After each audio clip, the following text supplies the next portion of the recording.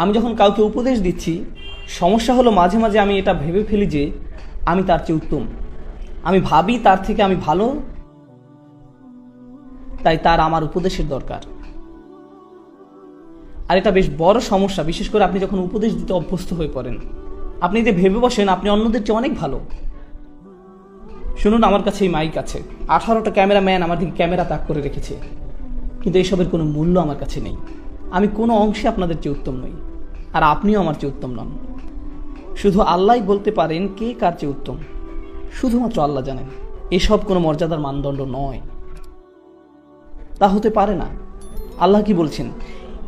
ইন্না রব্বাকা হুয়া আ'লাম বিমান দাল্লা আন সাবিলিহি ওয়া হুয়া আ'লামু বিল মুহতাদিন। আপনার রব, তিনিই একমাত্র জানেন কে পথ হারিয়েছে, কে পথ ভ্রষ্ট হয়েছে সঠিক পথ থেকে। আল্লাহ ভালো জানেন আমি বিপথে আছি না আপনি। আমি তো এটাও জানি না আমি নিজে সঠিক পথে আছি কিনা, এতটুকু জ্ঞান আমার নেই। আপনাকে পথ নির্দেশনা দেওয়ার আগে আমার বুঝতে হবে আল্লাহ একমাত্র জানেন আমার মর্যাদা কতটুকু। আল্লাহ একমাত্র জানেন আমার মর্যাদা কতটুকু, আমার আসল অবস্থান কোথায়। তো আমাকে আল্লাহর সামনে নত থাকতে হবে অন্য কাউকে উপদেশ দেওয়ার আগে। আমি কখনো বলি না সুবহানাল্লাহ, এই লোকগুলো পুরোপুরি বিভ্রান্তির মধ্যে আছে, আমার এদেরকে সাহায্য করতে হবে। এটা ভাববার আগে একটু থামুন, আমি তো নিজের অবস্থান কোথায় তাও জানি না। আর দ্বিতীয়ত, যখন কাউকে উপদেশ দিচ্ছেন অথচ তারা আপনার কথা শুনছে না, তারা সেভাবে পরিবর্তিত হচ্ছে না যেভাবে আপনি চাইছেন, তাদের কোনো রূপান্তর দেখা যাচ্ছে না, এর মানে কিন্তু এই না যে তারা পথভ্রষ্ট। হয়তো কোনো বীজ বেড়ে উঠছে কিন্তু আপনি তা দেখতে পাচ্ছেন না। তবে আল্লাহ জানেন ভিতরে কি হচ্ছে, আমরা শুধু জানি বাহিরে কি হচ্ছে। আর বাহিরেরটা দেখি আমরা অধৈর্য হয়ে পড়ি, আর ভিতরে কি হচ্ছে সে ব্যাপারে কোনো খেয়াল করি না। আর আপনাদের প্রতি এটা আমার শেষ মন্তব্য, এই কথা দিয়ে আজ শেষ করতে চাই, কারণ এটা এই উম্মতের সবচেয়ে গুরুত্বপূর্ণ সমস্যাগুলোর একটি। আজকের এই উম্মতের সবচেয়ে বড় সমস্যা হলো জ্ঞানের অভাব। এই অভাবের উপস্থিতি বোঝা যায় যখন আমরা বাহ্যিক দিক দেখে ব্যতিব্যস্ত হয়ে পড়ি, অথচ অন্তর্গত বিষয়গুলো নিয়ে ভাবি না। এমনকি ইসলামিক কর্মকাণ্ডেও না। একটা ছেলে খুব ভালো কারণ সে সম্পূর্ণ কুরআন মুখস্থ করে ফেলেছে, কিন্তু এটা তো বাহ্যিক বিষয়। একজন ভালো মানুষ সেই যার অনেক ইলম আছে, এটাও তো বাহ্যিক বিষয়, অন্তর্গত বিষয় নয়। আপনার অনেক ইলম থাকা সত্ত্বেও আপনি একজন জঘন্য মানুষ হতে পারেন, এটা সম্ভব, তাই না? আপনি হতে পারেন একজন হাফিজ, কিন্তু আল্লাহ আর রাসূলের ব্যাপারে আপনি এক বিন্দু পরোয়া করেন না। সম্ভব এটা? অবশ্যই। কেউ হাফিজ হলেই যে সে ভালো মানুষে পরিণত হয় এমনটা নয়। হিফজ খুবই গুরুত্বপূর্ণ, আমার সন্তানরাও হিফজ চর্চা করে, কিন্তু হিফজ এই সমীকরণের খুবই ক্ষুদ্র একটা অংশ। আমাদের আগে অন্তরের সমস্যা দূর করতে হবে, এটাই সবচেয়ে গুরুত্বপূর্ণ বিষয়। অন্য সব কিছুর চাইতেও এর গুরুত্ব বেশি। কিছু মানুষ বলে যতক্ষণ না তোমার অনেক ইলম অর্জন হবে তুমি আল্লাহর কাছে কিছুই না। আমি তাদের বলি আমি জানি না আপনি কোন কোরআন পড়েছেন, কারণ এটা সেই কোরআনের শিক্ষা নয় যেটা আমি পড়েছি, এটা সেই কোরআনের বাণী নয়। রাসূলুল্লাহ সাল্লাল্লাহু আলাইহি সাল্লাম কোরআন তেলাওয়াত করছিলেন, আর সে সময় কিছু জিন সে পথ দিয়ে যাচ্ছিল। আপনারা জানেন গল্পটা? রাসূল সাল্লাল্লাহু আলাইহি সাল্লাম কোরআন পড়ছিলেন আর কিছু জিন সে পথ দিয়ে যাচ্ছিল। তারা যখন কোরআন শুনতে পেল তখন বলল, এই চুপ, এটা কি শুনতে পাচ্ছি? যখন সম্পূর্ণ তেলাওয়াত শেষ হলো তারা তাদের জাতির নিকট ফিরে গেল এবং দাওয়াত দিতে শুরু করলো। কতটুকু সময় ধরে জিন জাতি কোরআন শুনেছিল? কয়েক মিনিট। তারা কি তাফসিরের উপর কোনো ডিগ্রি পেয়েছিল কোনো ডিগ্রি? তারা তাজবিদের ইজাজা পেয়েছিল কোনো প্রতিষ্ঠান থেকে? এই জিনেরা কোরআন শিখেছিল কতক্ষণের জন্য? অল্প কয়েক মিনিটের জন্য। অথচ এরপরে কি হলো? তারা তাদের স্বজাতির কাছে ফিরে গিয়ে তাদের আল্লাহর কিতাবের প্রতি আহ্বান জানানো শুরু করলো।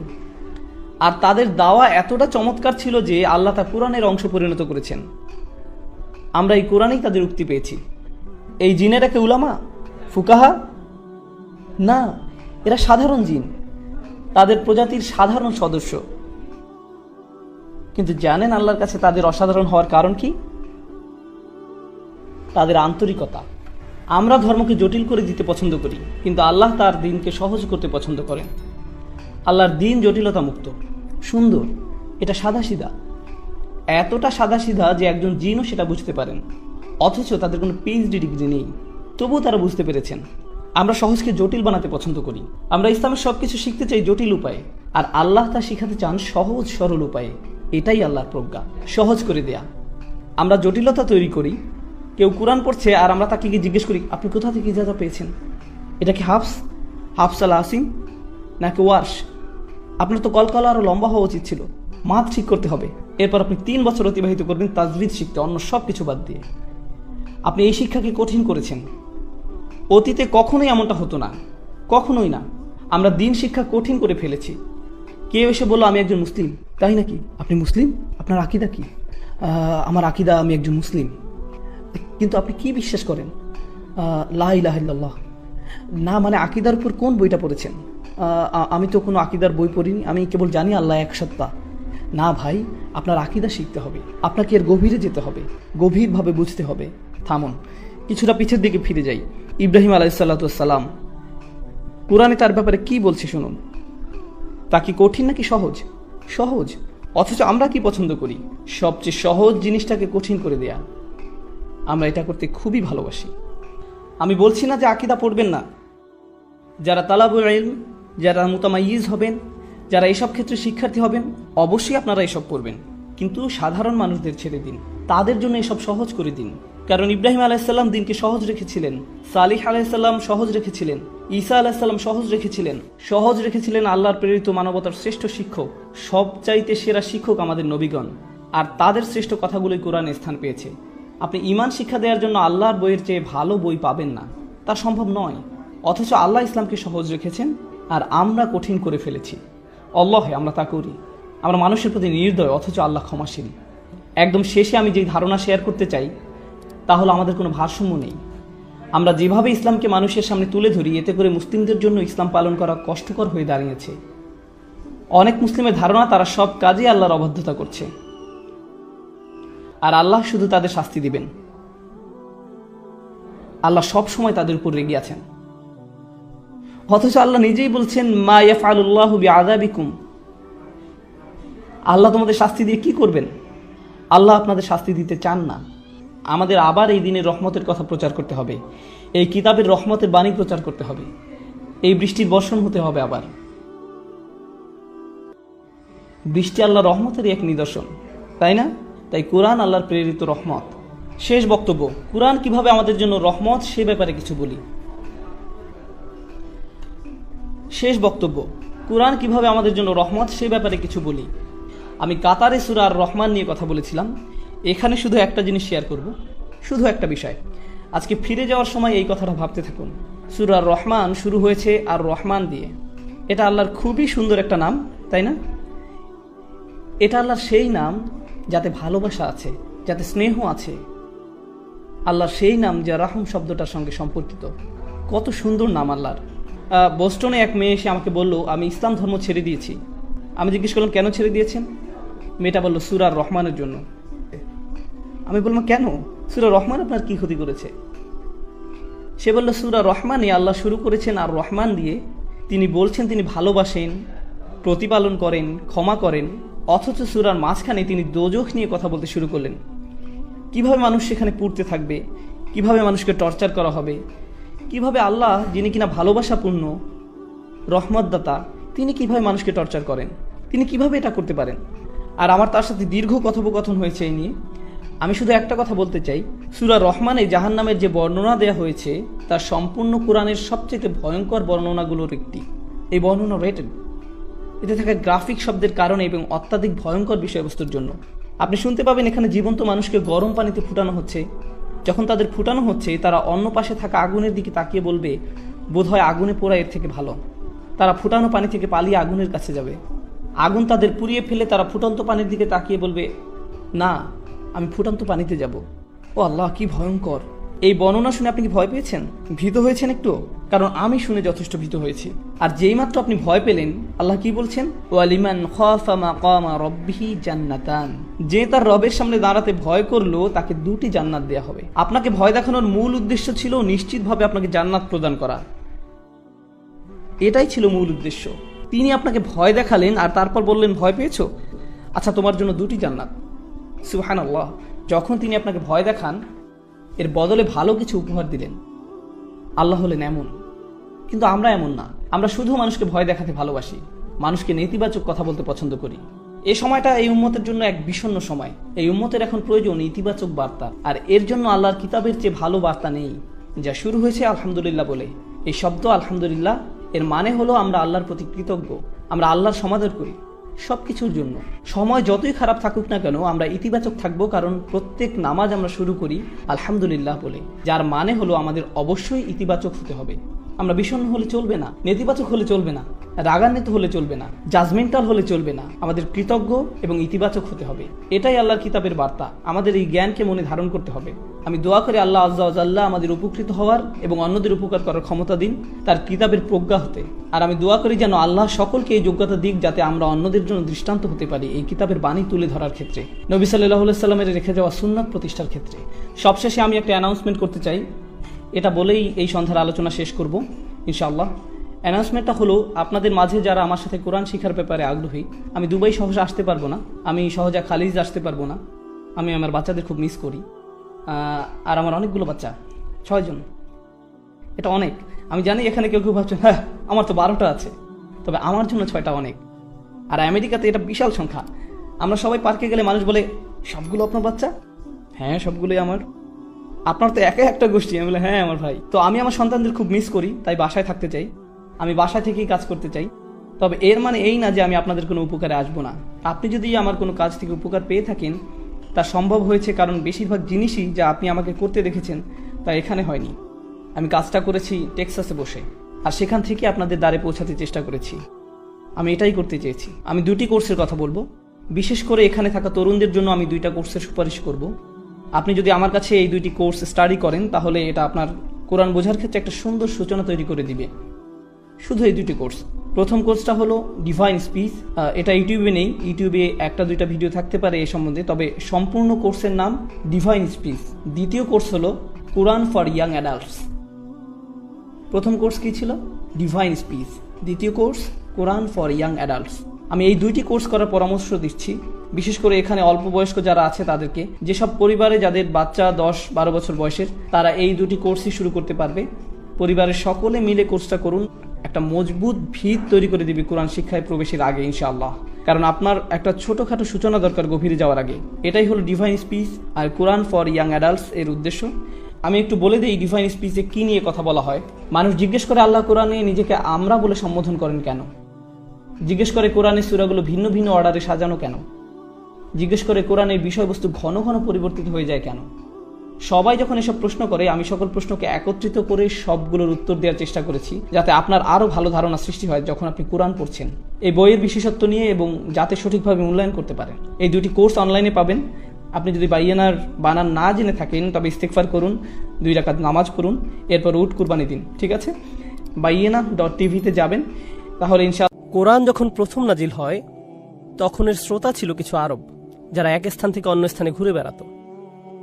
এখন এই আয়াতগুলো কিছুক্ষণের জন্য তাদের দৃষ্টিতে দেখুন। আলাম নাজআলিল আরদা মিহাদা, আমরা কি জমিনকে তোমাদের জন্য বিছানা স্বরূপ বানাইনি? তারা কোথায় ভ্রমণ করত? মরুভূমিতে। তারা সেখানে কি দেখত? বিশাল বালুকাময় এলাকা তাদের সামনে বিছানো রয়েছে। এরপর আল্লাহ বলেন ওয়াল জিবালা আওতাদা, আর পাহাড়গুলোকে বানিয়েছি পেরেক স্বরূপ। সে যখন মরুভূমিতে তাঁবু খাটায় এবং সে দেখে তার পেছনের পাহাড়গুলো একই রকমের, তাই না? সে যখনই তার তাঁবুর কথা ভাবে তার মাথায় আসে পাহাড়গুলোর কথা। তার ভ্রমণের সময় রাত চলে আসে, তাই তাকে ক্যাম্প করতে হয়, তাঁবু বানাতে হয়। এরপর সে আর তার পরিবার সেখানে ঘুমিয়ে যায়। ওয়াজআলনাল লাইলা লিবাসা, এবং আমি রাতকে বানিয়েছি আবরণ স্বরূপ। রাত হলো আবরণ স্বরূপ। আরেকটা সময় আল্লাহ রাত এবং আবরণের কথা একসাথে উল্লেখ করেছেন যখন তিনি রমজান ও স্ত্রী নিয়ে কথা বলেছেন। উহিল্লা লাকুম লাইলাতুস সিয়ামি আর রাফাস ইলা নিসাইকুম হুন্না লিবাসুল লাকুম, তারা তোমাদের পরিচ্ছদ স্বরূপ, আবরণ স্বরূপ। এখানে স্ত্রীকে পরিচ্ছদ স্বরূপ বা আবরণ স্বরূপ বলা হয়েছে, কারণ রাতে যখন স্বামী স্ত্রী পাশাপাশি ঘুমায় তখন তারা একে অপরের আবরণ স্বরূপ হয়ে যায়। তো সেই মুসাফির রাত হলে তার স্ত্রীর সাথে ঘুমিয়ে পড়ে। ওয়াজআলনা নাওমাকুম সুবাতা, এবং ঘুম আপনাকে বিচ্ছিন্ন করে দেয়। তাঁবু খাটানোর পর আপনি ঘুমাতে যান, আপনি তখন দুনিয়া থেকে বিচ্ছিন্ন। এরপরে ওয়াজআলনান নাহারা মাআশা ওয়াজআলনাল লাইলা লিবাসা, রাত আপনার জন্য আবরণ স্বরূপ, ঘুম আপনাকে বিচ্ছিন্ন করে ফেলে দুনিয়া থেকে। ওয়াজআলনাল লাইলা লিবাসা ওয়াজআলনান নাহারা মাআশা, তো সকালে ওই মুসাফির তাঁবু থেকে বের হয়ে আসে। সে এখন প্রস্তুত হয় বের হওয়ার জন্য এবং সে মরুভূমিতে বেরিয়ে পড়ে। আর তার সামনে এখন অসীম আকাশ। আগের শতাব্দীতে যারা চাইনিজ রেল রোড তৈরি করতে কাজ করত তারা বলতো টেক্সাসের আকাশ অনেক বড়। এই কথাটা বেশ প্রচলিত ছিল যে টেক্সাসের আকাশ বড়। আমি এই কথাটার সাথে দ্বিমত পোষণ করি। আমার মতে মরুভূমির আকাশ বড়। আমার মতে মরুভূমির আকাশই বড়। ওয়াবানাইনা ফাওকাকুম সাবআন শিদাদা, আমি নির্মাণ করেছি তোমাদের মাথার উপর মজবুত শক্ত আকাশ। তাঁবুতে সে ছাদের নিচে থাকে, সেখানে সে ছোট্ট একটা বাতি জ্বালায় আলোর জন্য। একই জিনিস আল্লাহ করেছেন তার ছাদে। আর তার বাতি কোনটি? ওয়াজআলনা সিরাজাও ওয়াহাজা, এবং একটি উজ্জ্বল প্রদীপ সৃষ্টি করেছি। ওয়াহাজ, তীব্র গরম। সূর্যের তাপ মরুভূমির মতো এত তীব্রভাবে কোথাও পড়ে না। আপনি যদি ভুল মাসে উমরায় যান তাহলে এর তীব্রতা বুঝতে পারবেন। এটা খুবই গরম, এমনকি আপনার মাথায় একটা ডিমও ভেজে ফেলা যাবে। এটা সম্পূর্ণটাই একজন ভ্রমণকারীর এক রাতের ভ্রমণের গল্প, তাই না? যখন রাত শেষ হয়ে যায়, দিন আসে, তখন সে কি করে? সে তার তাঁবু ভাঁজ করে এবং সে আবার পথে বেরিয়ে পড়ে। এই সব কিছু দ্বারা, এই সব দৃশ্য দ্বারা আল্লাহ বোঝাচ্ছেন আপনার সম্পূর্ণ জীবনটা একদিনের মাত্র এবং আপনি একজন মুসাফির। একটা সময় আসবে যখন আপনাকে আপনার তাঁবু ভাঁজ করে চলে যেতে হবে। যখন সময় আসবে আল্লাহ তখন পাহাড়গুলোকে ওই তাঁবুর মতো ফেলে দিবেন। আল্লাহ বলেন ওয়াসুইরাতিল জিবালু ফাকানাত সারাবা, আর পর্বতগুলোকে করা হবে চলমান, ফলে নিছক মরীচিকায় পরিণত হবে। তাই এই মুসাফির ও তার একদিন ও এক রাতের ঘটনা দিয়ে আল্লাহ আপনার সম্পূর্ণ জীবনকেই বোঝাচ্ছেন। এজন্য কোরআনের অন্য স্থানে আল্লাহ বলছেন ইল্লা বিস্তুম ইল্লা ইয়াওমান, তোমরা মাত্র একদিন অবস্থান করছিলে, আমরা এখানে মাত্র একদিন ছিলাম। এই সকল আয়াত তারই প্রমাণ দেয়। আমাদের সম্পূর্ণ জীবনটা মাত্র একদিনের। আমাদের সম্পূর্ণ জীবনটা মাত্র একদিনের। সুবহানাল্লাহ। গত সেশনে আমরা ঈমান ও আমলের ব্যাপারে কিছু গুরুত্বপূর্ণ বিষয় জেনেছিলাম। তাহলে এখন আমাদের সূরা আসরের শেষ আয়াতের শেষ দুইটি বিষয় বাকি আছে। সেগুলো হলো তাওয়াসও বিল হক, তাওয়াসও বিস সবর। প্রথমত আসুন আমরা ভাষাগত দিক থেকে এটা বুঝে নেই। আল্লাহ এখানে বলতে পারতেন ওয়াতাওয়াসও বিল হক ওয়াস সবর, এখানে এভাবে বললেও এ দিয়ে একই অর্থ বোঝাতো। এমনকি এর চেয়ে আরেকটু বেশি গুরুত্ব দিয়ে এভাবে বললেও হতো যে ওয়াতাওয়াসও বিল হক ওয়া বিস সবর। এটা আগেরটার চেয়ে বেশি গুরুত্ব বোঝায়। কিন্তু এই দুটোর উপরে গুরুত্বের তৃতীয় পর্যায় হলো ওয়াতাওয়াসও বিল হক ওয়াতাওয়াসও বিস সবর। এটা হচ্ছে সবচেয়ে বেশি গুরুত্ব বোঝানোর জন্য উপযুক্ত শব্দ, যেখানে ক্রিয়ার পুনরাবৃত্তি হয়েছে আবার অব্যয়েরও পুনরাবৃত্তি হয়েছে। কেননা খুব কম কথায় কোনো কিছু বোঝাতে চাইলে শুধু একবার ক্রিয়া উল্লেখ করলেই চলে, অব্যয়ের পুনরাবৃত্তি করার প্রয়োজন নেই। আবার ক্রিয়ারও পুনরাবৃত্তি করার প্রয়োজন নেই। কিন্তু যেহেতু এখানে পুনরাবৃত্তি করা হয়েছে, তাই এই দুইটি বিষয়ের গুরুত্ব আলাদাভাবে তুলে ধরা হয়েছে। এগুলো কতটা তাৎপর্যপূর্ণ তাই এখানে বোঝানো হয়েছে। তার উপর আরও একটি বিষয় হচ্ছে, আমরা সূরা আসরের পূর্বের পাঠগুলোতে আপনাদেরকে কয়েকবার বলেছি, যখন আমরা বলি আমিলুস সলিহাত, তারা সৎ কাজ করে বা তারা ভালো কাজ করে, এই দুটি কিন্তু আমল। সংক্ষেপে বললে এখানে এই দুটিকে আলাদাভাবে বলার প্রয়োজন ছিল না। আপনি যদি বলেন আমিলুস সলিহাত, এর মধ্যে তাওয়াসও বিল হক ও তাওয়াসও বিস সবর এটাও আছে। প্রথমত আমরা এইটুকু বুঝি। দ্বিতীয়ত বলবো আমরা তাওয়াসও বিল হক নিয়ে একটু বিশ্লেষণ করব, আর তারপর আমিলুস সলিহাতের সাথে মিলিয়ে এর অর্থ বুঝব। কারণ এই আয়াত পাঠের উদ্দেশ্য কেবল আলাদাভাবে এর উপাদানগুলো বোঝা নয়, বরং এই উপাদানগুলোর মধ্যকার সম্পর্ক বুঝতে পারাই আমাদের উদ্দেশ্য। সুতরাং আমাদেরকে এ দুটোই বুঝতে হবে। তাহলে আমরা যখন বলি তাওয়াসও বিল হক, প্রথমত ভাষাগতভাবে ওয়াসিয়া বা তাওয়াসি শব্দটি হচ্ছে, আসলে এটা আমরা গত সেশনে আলোচনা করেছিলাম, তাই খুব সংক্ষেপে বলতে গেলে এর মানে হচ্ছে কাউকে কোনো উত্তরাধিকার বা সম্পদ লিখে দেয়া। এভাবেই শব্দটা এসেছে। যখন আপনি কাউকে আপনার সম্পদ লিখে দেন, তখন তার প্রতি আপনার সর্বোচ্চ আন্তরিকতা আর ভালোবাসা থাকে। এমনকি আপনি তাকে কিছু উপদেশ বা ওসিয়ত করে যান, আর যা কিছু আপনি তাদের জন্য রেখে যান তা অবশ্যই তাদের কাছে খুবই মূল্যবান। তাহলে কেউ যখন তাওয়াসি করতে চায়, এই ধরনের উপদেশ করার মধ্য দিয়ে তা প্রকাশ পায়। এটা ইখবার থেকে আলাদা। ইখবার বা ইলান কিংবা তালি, যখন আপনি কাউকে কিছু বলেন কিংবা কাউকে কিছু শিখান বা কারোর সাথে কোনো ব্যাপারে আলোচনা করেন, কাউকে কিছু বলেন, এগুলো তাওয়াসি নয়। তাওয়াসি এর মধ্য দিয়ে কারো প্রতি ভালোবাসা, আন্তরিকতা প্রকাশ পায়। আপনি কারোর সাথে এমনভাবে কথা বলেন যা দিয়ে তার প্রতি সত্যিকারের উদ্বিগ্নতা প্রকাশ পায়, আর আপনার মনে হয় যেন আপনার সময় শেষ হয়ে আসছে, আপনি সব সম্পদ রেখে চলে যাবেন, আপনার খুব বেশি সময় নেই, তাহলে আপনাকে তাড়াতাড়ি করতে হবে, আমাকে এই সব কিছু তোমার কাছে বুঝিয়ে দিতে হবে, আমি এখান থেকে চলে যাওয়ার আগেই যেন তুমি সব কিছু বুঝতে পারো। এটাই হলো তাওয়াসি এর মর্মার্থ। এরপর বিল হাক শব্দটিকে আমরা তিনভাবে বুঝতে পারি, আর এগুলোর প্রত্যেকটি মিলেই এই পুরো বাক্যটির অর্থ বোঝা যায়।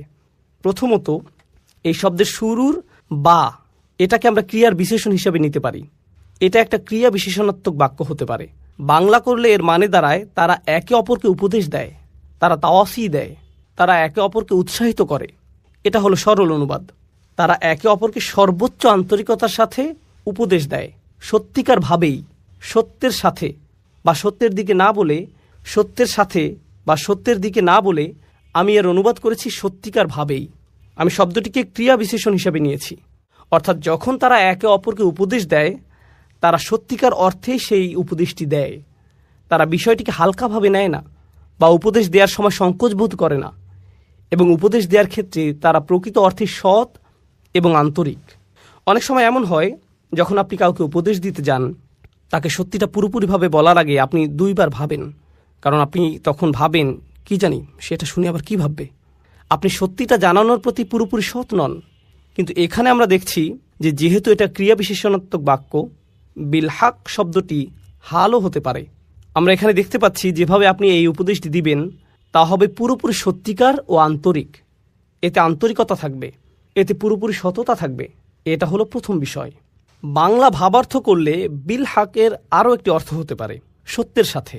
আর এখানে আমরা বেশ কয়েকজন সাহাবীর তাফসির দেখতে পাই যারা বলেছেন সত্য বলতে এখানে, যেমন কাতাদা বলেছেন সত্য বলতে এখানে কোরআন বোঝানো হয়েছে, বা সত্য বলতে এখানে তাওহীদ বোঝানো হয়েছে, বা ওয়াহি বোঝানো হয়েছে, কিংবা রাসূল সাল্লাল্লাহু আলাইহি সাল্লামের উত্তরাধিকারকে বোঝানো হয়েছে। এ থেকে আমরা যা বুঝতে পারি তা হলো, যখন আপনি কাউকে কোনো উপদেশ দিবেন, আপনি তাকে কোরআনের মাধ্যমে উপদেশ দিবেন। অর্থাৎ যখন আপনারা একে অপরকে উপদেশ দিবেন, আপনি কিসের দ্বারা উপদেশ দিবেন? একটি আয়াতের মাধ্যমে। আপনি রাসূল সাল্লাল্লাহু আলাইহি সাল্লামের হাদিস দিয়ে উপদেশ দিবেন। এই অবস্থায় থাকলে তিনি কি করতেন? এই অবস্থার ব্যাপারে তিনি কি বলেছেন? আল্লাহ এই ব্যাপারে কি বলেছেন? কেউ হয়তো জীবনের আশা হারিয়ে ফেলেছে, আপনি কিভাবে তাকে তাওয়াসি বিল হাক দিবেন? আপনি বলবেন, ইয়া আখি, ইয়া ইবাদিয়াল্লাযীনা আসরাফু আলা আনফুসিহিম লা তাকনাতু মির রাহমাতিল্লাহ। তুমি কি জানো না আল্লাহ বলেছেন, হে আমার বান্দাগণ যারা নিজের উপর বাড়াবাড়ি করেছো, আল্লাহর রহমত থেকে নিরাশ হয়েও না। আপনি তাওয়াসি বিল হাক করলেন সত্যের মাধ্যমে। আপনি উৎসাহ দিলেন, উপদেশ দিলেন সত্যের মাধ্যমে, সত্যের দ্বারা। এর আরেকটি অর্থ হচ্ছে সত্যের দ্বারা, কোরআনের মাধ্যমে উপদেশ দেওয়ার মাধ্যমে। এভাবেই আমরা একে অপরকে উপদেশ দিব। তৃতীয় অর্থটি হচ্ছে সত্যের প্রতি। তাহলে আমরা পেলাম সত্যিকার ভাবে, আমরা পেলাম সত্যের মাধ্যমে, আর শেষে পাচ্ছি সত্যের প্রতি।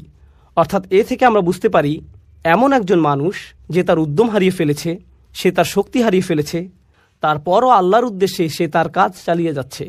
সূরা এখানে এই অংশটি আসার মাহাত্ম্য হচ্ছে, এই মানুষেরা ইতোমধ্যে ঈমান এনেছে এবং তারা ভালো কাজ করেছে, কিন্তু তাদের উদ্যম শেষ হয়ে আসছে। সুতরাং আপনাকে তাকে মনে করিয়ে দিতে হবে, দেখো তোমাকে এই সত্যের মুখোমুখি হতে হবে, আমাদের সবাইকে আল্লাহর সামনে দাঁড়াতে হবে। এই চূড়ান্ত সত্যটা ভুলে যেও না। আপনাদের একে অপরকে উপদেশ দিতে হবে, একে অপরকে স্মরণ করিয়ে দিতে হবে যে আমাদের উদ্দেশ্যটি কী ছিল। কারণ এখানে ইলাহ শব্দটির যে অর্থ আমরা পাই, এখানে এটার অর্থ হলো তাদের এই সকল কর্মের আসল উদ্দেশ্যের প্রতি আপনি তাদেরকে স্মরণ করিয়ে দিন। তাহলে আমরা তাওয়াসি বিল হক এ আয়াতের বা এর মাহাত্ম্য জানলাম। আল হক শব্দটিরও তিনটি তাৎপর্য রয়েছে। তাহলে আমরা বা এর তিনটি মাহাত্ম্য জানলাম, এবার আমরা আল হক শব্দের তিনটি মাহাত্ম্য জানব। ভাষাগতভাবে আল হক শব্দটি দিয়ে বোঝানো হয় এমন কিছু যা আপনি নিশ্চিতভাবেই সত্য হিসেবে জানেন। এর জন্য আপনাকে আলাদাভাবে বলতে হয় না, আপনার অন্তর থেকে আপনি বিশ্বাস করেন এটাই সত্যি। তাহলে এখানে বলা হচ্ছে, যখন তারা একে অপরকে উপদেশ দেয়, তারা এমন কিছুর প্রতি উপদেশ দেয় যা তারা সত্য হিসেবেই জানে। তাদেরকে এই ব্যাপারে আলাদাভাবে বলতে হয় না, মন থেকেই তারা জানে তাদেরকে যা বলা হচ্ছে তাই সত্য। এটা হচ্ছে আল হক এর প্রথম অর্থ। দ্বিতীয় অর্থ হচ্ছে এমন বিষয় যা দলিলের মাধ্যমে প্রমাণ করা যায়। অর্থাৎ আপনি তাদেরকে এমন বিষয় বললেন, তারা শুনে বলবে, আমি তো এরকম কিছু কখনো শুনিনি, আমার এটাকে সত্য মনে হচ্ছে না। হতে পারে তারা এটা শুনে সত্য মনে করবে, আবার এমনও হতে পারে তারা বলবে, আমি নিশ্চিত নই, আমি এরকম কথা কখনো শুনিনি। তখন আপনি তাদেরকে কি বলবেন? দলিল। হক এর আরেকটি অর্থ হচ্ছে এমন বিষয় যা দলিলের মাধ্যমে প্রমাণ করা যায়, আর এই বিষয়গুলো একটি অপরটির সাথে সম্পর্কযুক্ত। তাহলে আপনি কেমন দলিল উপস্থাপন করবেন? যাতে সত্য মিথ্যার পার্থক্য করা যায় কোরআনের মাধ্যমে। তাহলে এটা হলো দ্বিতীয় তাৎপর্য। আর তৃতীয়টি খুবই গুরুত্বপূর্ণ। আরবি ভাষায় হক শব্দটি আবশ্যকীয় কাজ বোঝাতেও ব্যবহৃত হয়। এমন কাজ যা আপনার জন্য অত্যাবশ্যকীয়, এটা অধিকার বোঝাতেও ব্যবহৃত হয়। যেমন উদাহরণস্বরূপ বলা যায়, আল্লাহ বলেছেন হুকুক আল্লাহ আর হুকুকুল ইবাদ, তাই না? আরেক জায়গায় আল্লাহ আজ্জা ওয়া জাল্লা বলেছেন হাক্কান আলাল মুত্তাকিন, যাদের তাকওয়া আছে তাদের জন্য এটা একটা আবশ্যকীয় কাজ। এর মানে হচ্ছে তোমরা একে অপরকে নিজেদের দায়িত্বের কথা স্মরণ করিয়ে দিবে, একে অপরকে মনে করিয়ে দিতে হবে, কারণ মানুষ প্রায়ই তাদের দায়িত্বের ব্যাপারে ভুলে যায়, তাদের কর্তব্যের ব্যাপারে উদাসীন হয়ে পড়ে। এগুলো এমন বিষয় যা তাদের অবশ্যই করতে হবে। সুতরাং তাওয়াসিউ বিল হক এর অর্থ এখানে এমনও হতে পারে যে কেউ একজন স্বামী হিসেবে সংসারের প্রতি কর্তব্যে অবহেলা করছে, তখন আপনি তাকে বলবেন, ভাই তোমার দায়িত্ব আছে, তুমি এই মেয়েটিকে বিয়ে করেছো, মেয়েটিরও তোমার প্রতি অধিকার আছে। এটাও তাওয়াসিউ বিল হক। কেউ হয়তো তার বাবা মায়ের প্রতি সুবিচার করছে না, আপনি তাকে বললেন, ভাই তোমার বাবা মায়ের প্রতি কর্তব্য আছে, আল্লাহর প্রতি তোমার দায়বদ্ধতা আছে ভাই, তোমাকে অবশ্যই ঠিক সময় মতো নামাজে দাঁড়াতে হবে। ইন্না সলাতা কানাত আলাল মুমিনিনা কিতাবাম মাওকুতা, এটাও কিন্তু তাওয়াসিউ বিল হক। এর মানে হলো একে অপরকে নিজেদের দায়িত্ব ও কর্তব্যের ব্যাপারে স্মরণ করানো ও উৎসাহ দেওয়া। এই সবগুলো অর্থ সম্মিলিত হয়েছে মাত্র 3টি শব্দে, তাওয়াসি বিল হক, এই 3টি শব্দে। এখন আসুন জেনে নেই এগুলো আগের আয়াতের সাথে কিভাবে সম্পর্কিত। ইল্লাল্লাযীনা আমানু ওয়া আমিলুস সলিহাত, তাহলে এটা হলো তৃতীয় অংশ, তাওয়াসি বিল হক। তাহলে এটা হলো তৃতীয় অংশ, তাওয়াসাও বিল হক। এটা সহজেই বোঝা যায়। বেশিরভাগ মানুষই ভালো কাজ বলতে বোঝে এমন কিছু যা তারা নিজেরা করে। ভালো কাজ মানে হচ্ছে আমি নামাজ পড়ি, আমি দান করি, আমি ভালো কিছু করলাম, আমি গালি দেই না, আমি এটা করি সেটা করি, আমি খারাপ কাজ থেকে দূরে থাকি এবং ভালো কাজ করার চেষ্টা করি। মানে হচ্ছে মানুষ ভালো কাজ বলতে বোঝে যাতে তারা কেবল নিজেরা সম্পৃক্ত। কিন্তু আসলে আমরা 2 ধরনের কাজ করি, এমন কাজ যা আমাদের প্রভাবিত করে আর এমন কাজ যাতে অন্যরা প্রভাবিত হয়। এই 2 ধরনের কাজ আছে। যখন আপনি নামাজ পড়েন তখন কে প্রভাবিত হয়? আপনি নিজেই। যখন আপনি দান করেন এটা আপনাকে প্রভাবিত করে, আবার অন্যকেও প্রভাবিত করে। যখন আপনি মিথ্যা বলেন এটা আপনাকে প্রভাবিত করে, কিন্তু এতে অন্য কেউ প্রভাবিত হয় না। এখন বিষয় হচ্ছে, আপনি যদি শুধুমাত্র এমন ভালো কাজের ব্যাপারে চিন্তা করেন যা শুধু আপনাকে প্রভাবিত করে, আর আপনার আশেপাশের মানুষরা এমন নয়, হয়তো অন্য কিছু করছে, তারা তাদের কর্তব্যে অবহেলা করছে, আর তারা যে তাদের দায়িত্ব অবহেলা করছে তা শুধু তাদেরকেই সমস্যায় ফেলছে না, বরং কাকে সমস্যায় ফেলছে? অন্যদেরকেও। আপনার অন্যদের প্রতিও দায়িত্ব আছে, আর এর অবহেলার কারণে অন্যরা প্রভাবিত হচ্ছে। আপনাকে অন্যায়ের বিপক্ষে দাঁড়িয়ে সত্য কথা বলতে হবে, এটা আপনার দায়িত্ব, এটা মানবতার প্রশ্ন। সহজভাবে বললে আসলে এমনটা করতে সাহসের প্রয়োজন হয়। সেই মুহূর্তে কথা বলা যখন আপনি দেখছেন আপনার চুপ থাকার কারণে হয়তো অন্য কেউ সমস্যায় পড়বে, এটা হলো তাওয়াসি বিল হক। আমাকে সত্যিকার অর্থেই তার পক্ষে দাঁড়াতে হবে, কারণ আমি যদি না দাঁড়াই তাহলে নিশ্চিতভাবে অন্য কেউ সমস্যায় পড়বে। ধরুন আপনি রাস্তা দিয়ে যাচ্ছেন, সেখানে হয়তো কিছু বাচ্চা বেসবল খেলছে রাস্তার মাঝখানে, তারা খুব জোরে বল মারছে, বল হয়তো মানুষের গাড়িতে পড়ছে। এটা কি মেনে নেওয়ার মতো ঘটনা? না, তারা অন্য মানুষের সম্পদের ক্ষতি করছে। তখন আপনার মাথায় আসলো, আমার মনে হয় এদেরকে থামতে বলা উচিত, সম্ভবত আমার কিছু একটা তাওয়াসি বিল হক করা উচিত। বুঝা গেল? এই তোমরা এখানে খেলো না। কিন্তু তখন আপনার মাথায় আসবে, আমি যদি এদেরকে খেলা থামাতে বলি এরা হয়তো আমাকে নিয়েই খেলা শুরু করবে। এরা শুধু মুখে বলেই ক্ষান্ত হবে না, আমাকে মারতেও পারে শুধুমাত্র থামতে বলার কারণে। এটা একটা খুবই ছোট উদাহরণ। বড় পরিসরে বললে, পরিবারের ভেতরে যদি এমন হয়, আপনার বাবা হয়তো কোনো ভুল করেছেন, আপনার মা, আপনার মেয়ে, আপনার বোন, আপনার স্ত্রী, পরিবারের কেউ হয়তো কোনো ভুল করেছে, তারা কোনো অন্যায় করেছে, কেউ হয়তো মোহর পরিশোধ করছে না, কিংবা সম্পত্তির সমান ভাগ করা হচ্ছে না, আর এটা আপনার সামনেই ঘটছে। আপনার ভেতরে তখন মনে হচ্ছে আমার কিছু বলা উচিত, আমার বলা উচিত যেটা ভুল। কিন্তু তখন আপনি ভাবেন এর ফলাফল কি হবে? তারা সবাই আমাকে বকা দেবে, তারা হয়তো আমাকে অহংকারী ভাববে, এমনকি আমার সাথে কথা বলা বন্ধও করে দিতে পারে, এরকম আরও অনেক কিছু হতে পারে। তাহলে বুঝতে পারছেন, যখন আপনি সত্যি কথাটা বলতে চান তখন আপনার মাথায় কি কি আসে? এই সব ফলাফলগুলো। কিন্তু আল্লাহ আয্যা ওয়া জাল্লা আমাদেরকে ছাড় দিয়েছেন, তিনি আমাদেরকে সব ভয় ভীতি থেকে মুক্তি দিয়েছেন। এই কারণে আমাদের সকল ভয় দুশ্চিন্তা চলে যায় যখন আল্লাহ বলেন ইল্লাল্লাযীনা আমানু। প্রথম অংশে যখন আপনার ঈমান থাকে তখন কি হয়? তখন আপনি কাকে ভয় পান? শুধুমাত্র আল্লাহ, কেবল আল্লাহ। যখন আপনি ভালো কাজ করেন তখন শুধু ঈমান বাড়তে থাকে, আর যখন ঈমান বাড়তে থাকে তখন আপনার পক্ষে তাওয়াসি বিল হক করাটা সহজ হয়ে যায়। আর যদি আপনি অনুভব করেন যে তাওয়াসি বিল হক করাটা আপনার পক্ষে বেশ কঠিন, বলুন তো এর মানে কি দাঁড়ায়? এর মানে দাঁড়ায় আপনার ঈমান ততটা শক্তিশালী নয়, আপনার ঈমান যথেষ্ট দৃঢ় নয়। এই দুটি বিষয় একটি অপরটির সাথে সম্পর্কযুক্ত। সত্যের পক্ষে দাঁড়ানো এবং কথা বলার সাহস থাকা সরাসরি ঈমানের সাথে সম্পর্কিত, একেবারে সরাসরিভাবে যুক্ত। শেষ অংশটা নিয়ে বলি। এই দুইটি বিষয় যেহেতু একটি অপরটির সাথে সম্পর্কিত, এখানে একটা হাদিস মনে পড়েছে। এটা আনাস রাদিয়াল্লাহু তাআলা আনহু কর্তৃক বর্ণিত সহিহ মুসলিমের হাদিস। আচ্ছা, আগে আমরা আবু সাঈদ আল খুদরির হাদিসটি দেখি। মান রাআ মিনকুম মুনকারান ফালিয়ুগাইয়িরু বিয়াদিহি ফাইল্লাম তাস্তাতি ফাবিকলবিহি যালিকা আদআফু আল ঈমান। আদআফুল আমল নয়, আদআফুল ঈমান।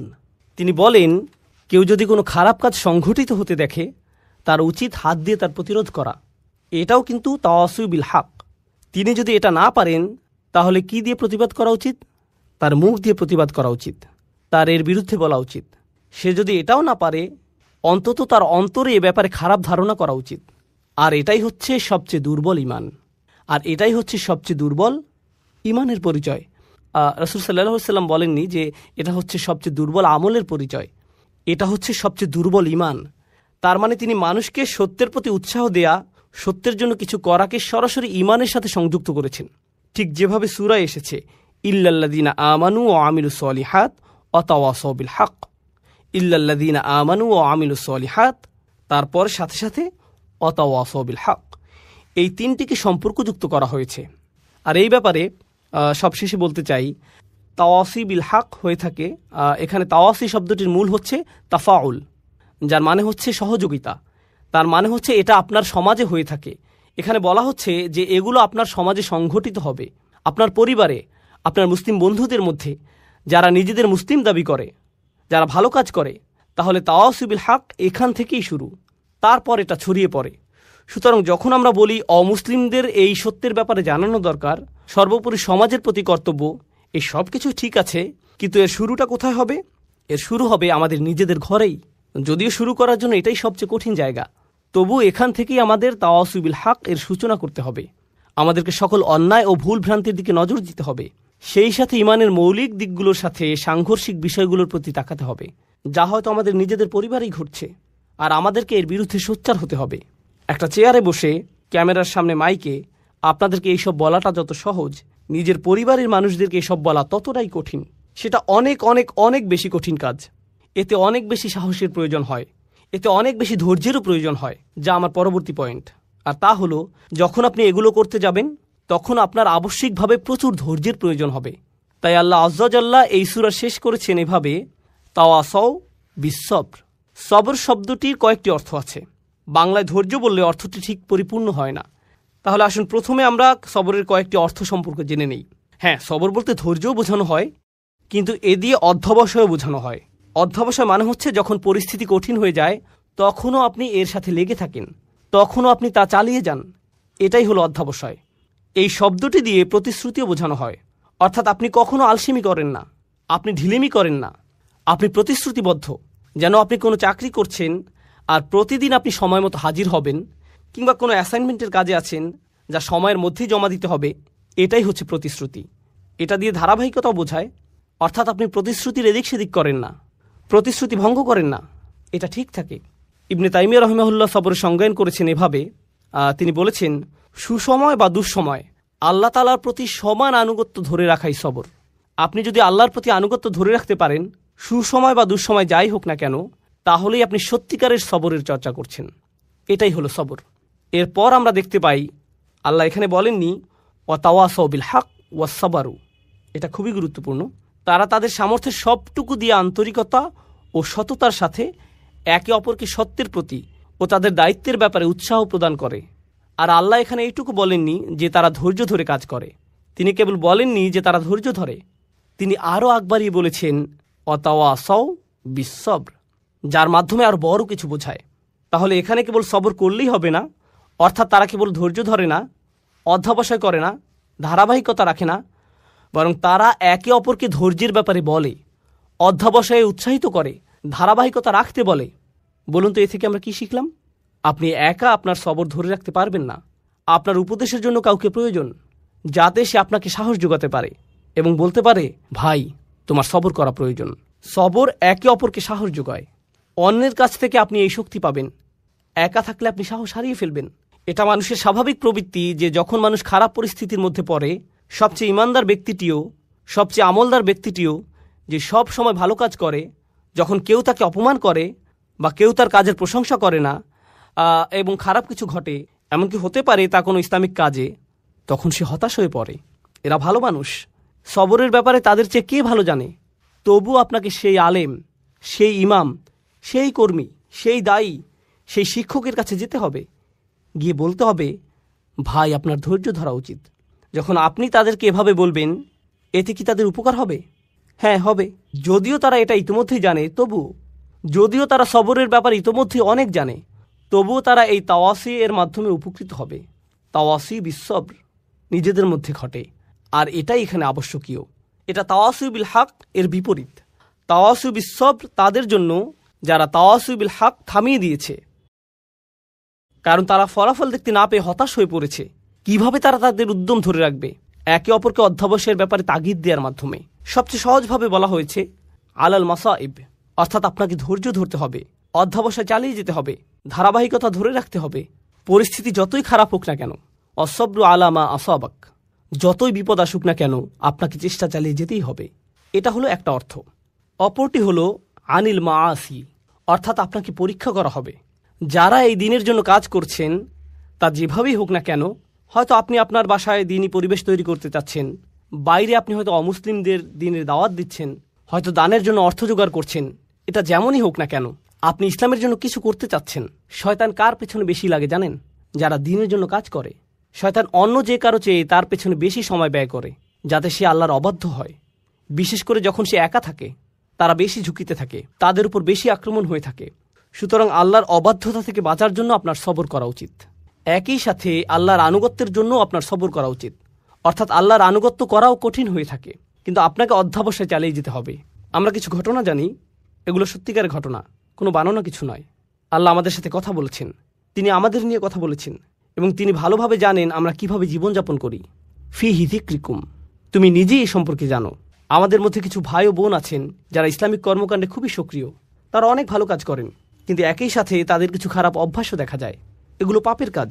এটা এতই গুরুতর সমস্যায় রূপ নিয়েছে যে তারা এগুলোতে আসক্ত হয়ে পড়েছেন। তাদের সাহায্য দরকার। তাদের কি দরকার জানেন? তাদের দরকার তাওয়াসি বিসসবর।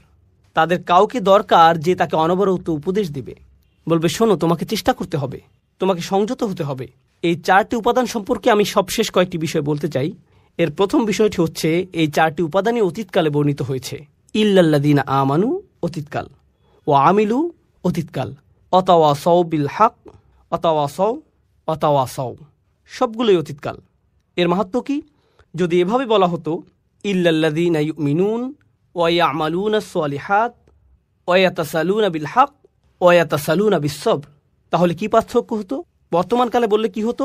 অতীতকালে বলার কারণে বোঝা যাচ্ছে এখানে এমন মানুষের কথা বলা হচ্ছে যারা মৃত্যুর আগ পর্যন্ত সারাটি জীবন এই 4টি কাজ করেছে। সুতরাং এখন আপনি তাদের জীবনটি পর্যালোচনা করে দেখতে পারেন। আপনি তাদেরকে দেখে বলবেন, হ্যাঁ, তারা তাদের জীবনকে ঈমানের দাবি অনুসারে অতিবাহিত করেছে। যখন আপনি তাদের জীবনের দিকে তাকাবেন, আপনি বলবেন তারা ভালো কাজ করেছে এবং তারা তাওয়াসু বিল হক করেছে, তাওয়াসাউ বিস-সবর করেছে। অন্যভাবে বললে এটা সেই আয়াতটি পরিপূর্ণ করেছে যেখানে বলা হচ্ছে ওয়ালা তামুতুন্না ইল্লা ওয়া আনতুম মুসলিমুন, ভুলেও মুসলিম না হয়ে মৃত্যুবরণ করো না। আপনি যখন তাদের জীবনটি দেখবেন, আপনি বলবেন না তারা আগে ভালো ছিল, পরবর্তীতে তারা বিপথে চলে গেছে, তাদের জীবনের শেষ দিনটি পর্যন্ত তারা অটুট ছিল। সুতরাং আপনি তাদেরকে দেখে অবশ্যই বলবেন তারা এই 4টি বিষয় পরিপূর্ণ করেছে। তাই এগুলোকে অতীতকাল বলার কারণ বোঝা যায় মৃত্যুর আগ পর্যন্ত তাদের গোটা জীবনটি এই 4টি কাজের সমষ্টি। এরাই সফল হয়েছে। অর্থাৎ আপনি থামতে পারবেন না। আপনি এমন একটা জায়গায় পৌঁছাবেন যখন মানুষেরা আপনার সম্পর্কে বলবে এই 4টি বিষয় আপনি পূর্ণ করেছেন।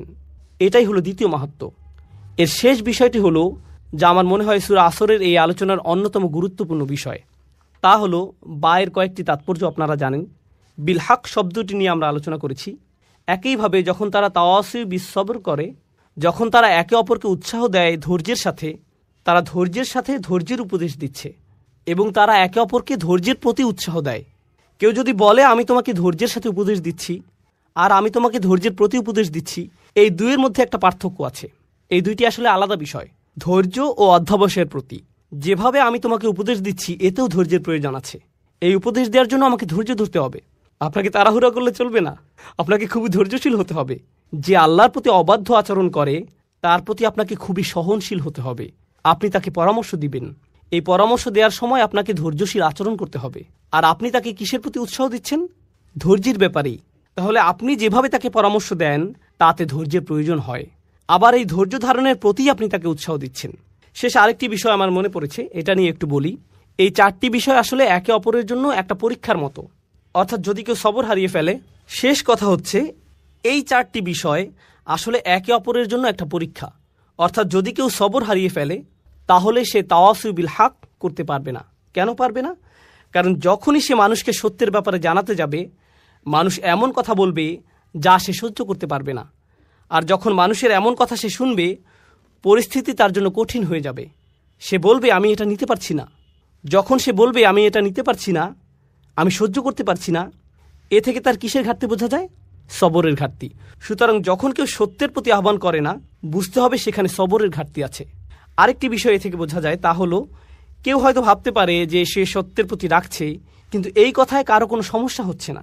সে ভাবছে যে সত্যের প্রতি রাখছে, কিন্তু তার এই ডাকায় কারো কোনো সমস্যা নেই, কেউ তার কথায় ক্ষুব্ধ হচ্ছে না। এর মানে কি জানেন? আপনি যেহেতু সবর ছাড়াই তাওয়াসু বিল হক এর প্রতি মানুষকে ডাকতে পারেন, আপনি খুব সম্ভবত তাওয়াসু বিল হক করছেন না। কেননা এই পৃথিবীর সবচেয়ে ভদ্র ও নরম মনের মানুষেরা যখন মানুষকে সত্যের পথে ডেকেছে, তারা বিপদে পড়েছেন। এটা হচ্ছে এই কাজের আবশ্যিক ফলাফল। আল্লাহর সবচেয়ে ধৈর্যশীল রাসূলদের দিকে তাকান, নূহ আলাইহিস সালামের দিকে তাকান। তার পুরোটা জীবন ছিল দাওয়াতি কাজে পূর্ণ, আর পুরো জীবন জুড়েই ছিল সবর। কেননা তিনি মানুষকে যা বলেছেন তা মানুষকে বাধ্য করেছে তাকে অপমান করতে, কটু কথা বলতে, তার বিরুদ্ধে দাঁড়াতে। আর এজন্য প্রয়োজন হয় সবরের। আর যখন এই দুটিরই ঘাটতি হয়, যখন আপনি মানুষকে সত্যের প্রতি ডাকছেন না আর সেজন্য আপনার সবর করারও কোনো প্রয়োজন নেই, যখন এই শেষ দুটির ঘাটতি হয়, যখন কারো মধ্যে এই দুটি থাকে না, তা থেকে আমরা কি বুঝতে পারি কিসের ঘাটতি আছে?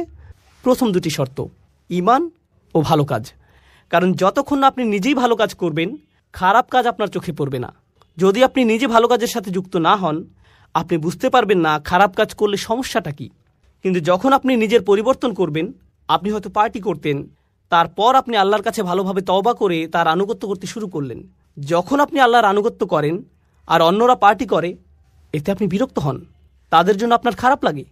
আগে এতে আপনি কিছু মনে করতেন না, কিন্তু এখন আপনার মনে হচ্ছে তারা কিভাবে এটা করছে, আমার তাদেরকে থামানো উচিত। আমি নিজেই ভুল করেছি, আমি চাই না তারাও একই ভুল করুক। এটা আপনাকে কষ্ট দেয়। কিন্তু এটা যদি আপনাকে কষ্ট না দেয়, আপনার যদি কখনো মনে না হয় যে আপনার তাদেরকে থামানো উচিত, তার মানে হলো আপনি ভালো কাজের প্রতি প্রতিশ্রুতিশীল নন। আর আপনার যদি ভালো কাজের ব্যাপারে প্রতিশ্রুতি না থাকে, তার মানে আপনার কি নেই? ঈমান। তাহলে এই সবগুলো বিষয় হচ্ছে লাজিম ও মালজুম। এগুলো একটি অপরটির আবশ্যিক ফলাফল এবং একটি আরেকটির সাথে ওতপ্রোতভাবে জড়িত। আমি অন্য সূরাগুলোর চাইতে এই সূরাটিতে অনেক বেশি সময় নিয়েছি। আমরা সূরা নাবা থেকে শুরু করেছিলাম, তখন একটি সেশনে একটি সূরা শেষ করেছি, কিন্তু এটা সূরা আসরের 4র্থ সেশন। আলহামদুলিল্লাহ, অবশেষে আমরা এটা শেষ করতে পেরেছি। কেন জানেন? কারণ আমার মনে হয়েছে এটা সবচেয়ে ছোট সূরা। এটা এমন একটি সূরা যা মুখস্থ করা খুবই সহজ। আমাদের বেশিরভাগই এটা আত্মস্থ করে ফেলেছে, কিন্তু এটা সবচেয়ে ভারী সূরা। এই সূরার ওজন সবচেয়ে বেশি। আপনি আপনার জীবনকে কিভাবে দেখেন তা এই সূরাটি পুরোপুরিভাবে পরিবর্তন করে দেবে। আপনি কিভাবে আপনার পরিবারের সাথে আচরণ করেন, আপনার দৈনন্দিন জীবন, যা আপনি অর্জন করেছেন, যা এখনও অর্জন করতে পারেননি, তার চেয়েও বড় কথা সফলতা এবং ব্যর্থতা বলতে আপনি কি বোঝেন, এই সূরাটি এই সব কিছুর প্রতি আপনার মনোভাব পরিবর্তন করে দেবে। ডক্টর ফাদেল সালেহ সামেরাই বলেছেন, কোন সূরা শুরু কোনো না কোনোভাবে এর শেষ অংশের সাথে সম্পর্কিত, কোন সূরার শুরুর অংশ তার শেষের অংশের সাথে যুক্ত। এই সূরার শুরু কী ছিল? একটি আয়াত, ওয়াল আসর, যা দিয়ে বোঝা যায় যে আপনার সময় শেষ হয়ে আসছে। আর শেষ আয়াতটি হলো 4টি উপাদান নিয়ে, যা আমরা গত 2 সেশন ধরে আলোচনা করছি। তাহলে এই 2টি অংশ একটি অপরটির সাথে কিভাবে যুক্ত? ঈমান, ভালো কাজ, তাওয়াসিউ বিল হক, তাওয়াসিউ বিস সবর, এর ব্যাপারে সচেতন হওয়ার জন্য আপনার সময় শেষ হয়ে আসছে। আপনি সময় থাকতে সব কিছু ঠিক করে নিন। আপনার নিজের জন্য এটা খুব জরুরি একটা বিষয়। ইন্নাল ইনসানা লাফি খুসর, এটা কে? আপনি ধরে নিন, ইন্নান নাফসি, আমার নিজের জন্য। আমি নিজেই ক্ষতির মধ্যে আছি, আমি বিপদের মধ্যে আছি। আল্লাহ তাআলা আমাদেরকে তাদের অন্তর্ভুক্ত করুন যারা সূরা আসরের 4টি শর্তকে পূর্ণাঙ্গভাবে পালন করতে পেরেছে। আল্লাহুম্মা জাআলনা মিনাল্লাযিনা আমানু ওয়া আমিলুস সলিহাত ওয়া তাওয়াসাউ বিল হক ওয়া তাওয়াসাউ বিস সবর। বারাকাল্লাহু লি ওয়া লাকুম ফিল কুরআনিল হাকীম ওয়া নাফা'নি ওয়া ইয়্যাকুম বিল আয়াতি ওয়াজ যিকরিল হাকীম। আজকের খুতবার উদ্দেশ্য হচ্ছে আপনাদের সাথে সূরা হাদীদের একটি আয়াত শেয়ার করা। কিন্তু এই আয়াত থেকে কিছু শিক্ষা বলার আগে আমি প্রাসঙ্গিক কিছু কথা বলতে চাই। সূরা হাদীদের মাঝখানে আল্লাহ বিচার দিবসের একটি চিত্র তুলে ধরেছেন। বিচার দিবস এমন একটা বিষয় যা নিয়ে আল্লাহ কোরআনে বহু জায়গায় আলোচনা করেছেন। সাধারণত তিনি যখন এই সম্পর্কে বলেন, তিনি বিশ্বাসীদের সম্পর্কে বলেন যারা জান্নাতের দিকে ধাবমান, এবং তিনি অবিশ্বাসীদের সম্পর্কে বলেন যারা জাহান্নামের দিকে অগ্রসর হচ্ছে। কিন্তু আলোচ্য অংশে একটি ব্যতিক্রমী চিত্র তুলে ধরা হয়েছে। এখানে আল্লাহ বিশ্বাসী এবং অবিশ্বাসীদের তুলনা করার পরিবর্তে তিনি বিশ্বাসী এবং মুনাফিকদের তুলনা করেছেন। আল্লাহ যেন আমাদেরকে তাদের অন্তর্ভুক্ত না করেন। আল্লাহ বিশ্বাসীদের বিপরীতে অবিশ্বাসীদের তুলনা করার পরিবর্তে বিশ্বাসীদের বিপরীতে এমন লোকদের তুলনা করেছেন যারা মনে করত যে তাদের ঈমান রয়েছে, অথবা ভান করত যে তারা মুসলিম, অথবা তাদের ঈমান রয়েছে, কিন্তু বিচার দিবসে আল্লাহর কাছে এই ঈমানের কোনো মূল্য থাকবে না। এরাই হলো মুনাফিক। আল্লাহ যেন আমাদেরকে তাদের অন্তর্ভুক্ত না করেন। সূরা হাদীদের এই আলোচ্য অংশটি আমাদের জানা খুবই জরুরি, কারণ এই অংশটি আমাদের জানায় যে বিচার দিবসে কিভাবে এই দলের অন্তর্ভুক্ত হওয়া থেকে রক্ষা পাওয়া যায়। সংক্ষেপে বলতে গেলে কিয়ামতের দিন বিশ্বাসীরা যখন দাঁড়াবে, রাসূল সাল্লাল্লাহু আলাইহি সাল্লাম তাদের দেখতে পাবেন।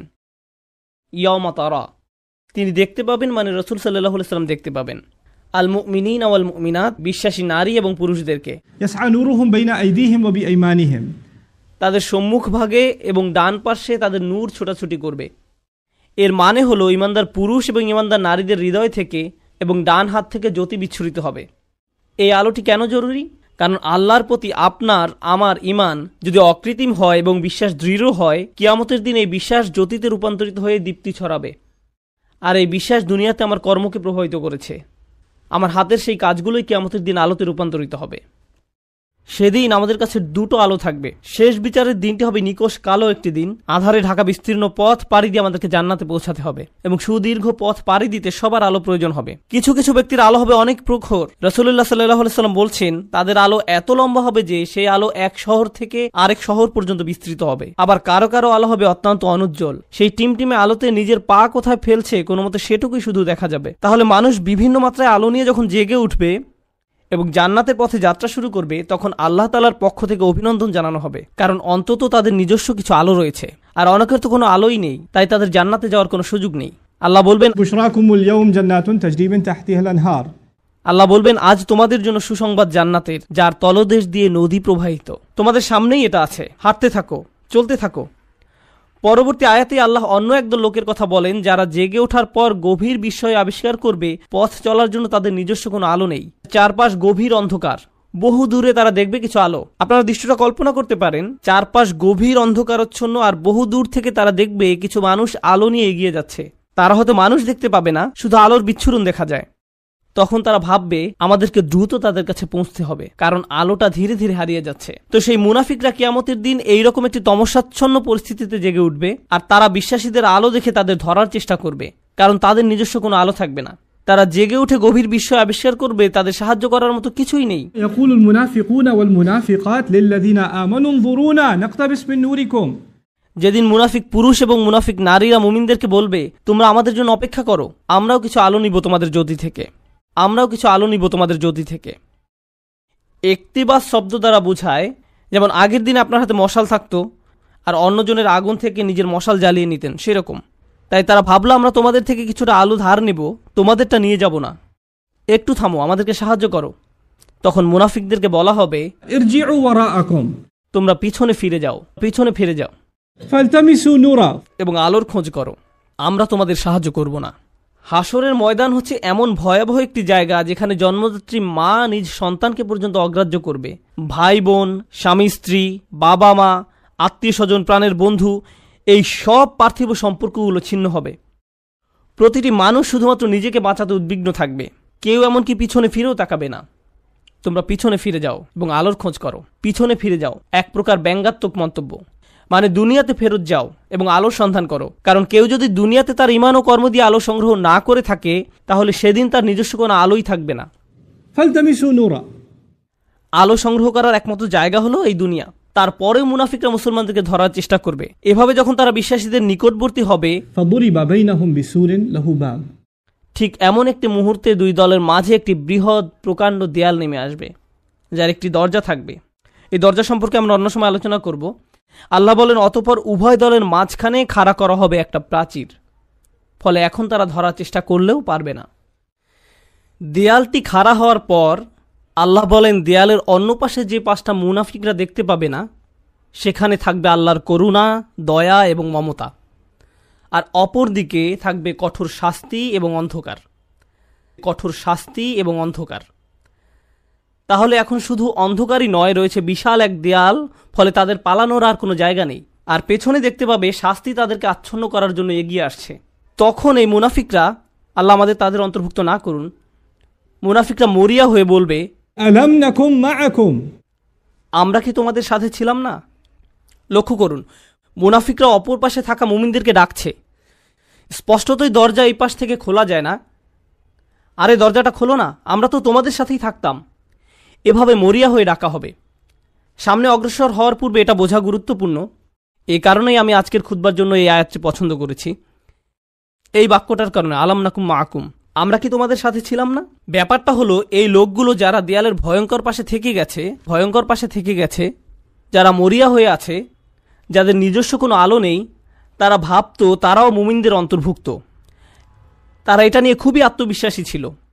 এত আত্মবিশ্বাসী ছিল যে তারা কিয়ামতের দিনও সেই কথা বলছে, আমরা তোমাদের সাথে নামাজ পড়তাম, তোমাদের সাথে ব্যবসা করতাম, বন্ধু ছিলাম, আত্মীয়তার সম্পর্ক ছিল, চাচাতো মামাতো ভাই বোন ছিলাম, আমরা তো একই কলেজে ভার্সিটিতে গিয়েছি। কেন আজ আমরা বিচ্ছিন্ন? কেন এই সম্পর্ক ছেদ ঘটছে আজকে? এখন অপর পাশে অবস্থিত মুমিনরা নিজেদেরকে নিরাপদ মনে করছে। দেয়াল স্থাপিত হওয়ার কারণে এই পাশের মুনাফিকরা চরম আতঙ্কগ্রস্ত হয়ে পড়ল। অন্যদিকে অপর পাশে অবস্থিত মুমিনরা নিজেদেরকে অনেক বেশি নিরাপদ মনে করছে। তাদের আর কোনো তাড়াহুড়ার প্রয়োজন নেই, কারণ এখন সম্পূর্ণ নিরাপদ। এখন তারা সময় নিয়ে মুনাফিকদের উত্তর দিচ্ছে, এই কারণে তোমরা আজ আমাদের সাথে নেই।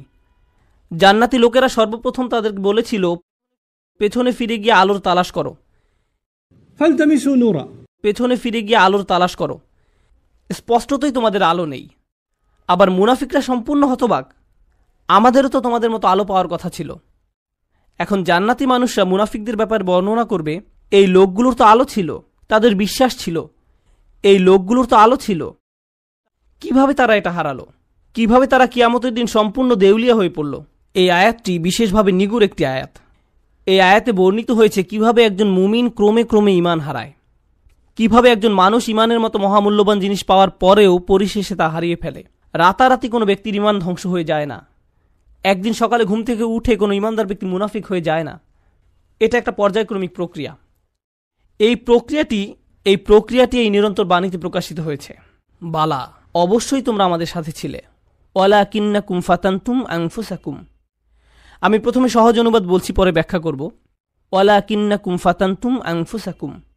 1 নম্বর, তোমরা নিজেরাই নিজেদের বিপদগ্রস্ত করেছ। আরবিতে ফাতানা শব্দটির অর্থ হচ্ছে কোনো কিছুতে পরীক্ষাতে ফেলা। স্বর্ণ গলিয়ে তার খাদ ফেলে দিয়ে ধীরে ধীরে বিশুদ্ধ করার প্রক্রিয়াটিকেও ফাতানা বলা হয়। স্বর্ণ নিখাত করার প্রক্রিয়াটি কিন্তু সহজ নয়, বরং এটি একটি যন্ত্রণাদায়ক দহন প্রক্রিয়া।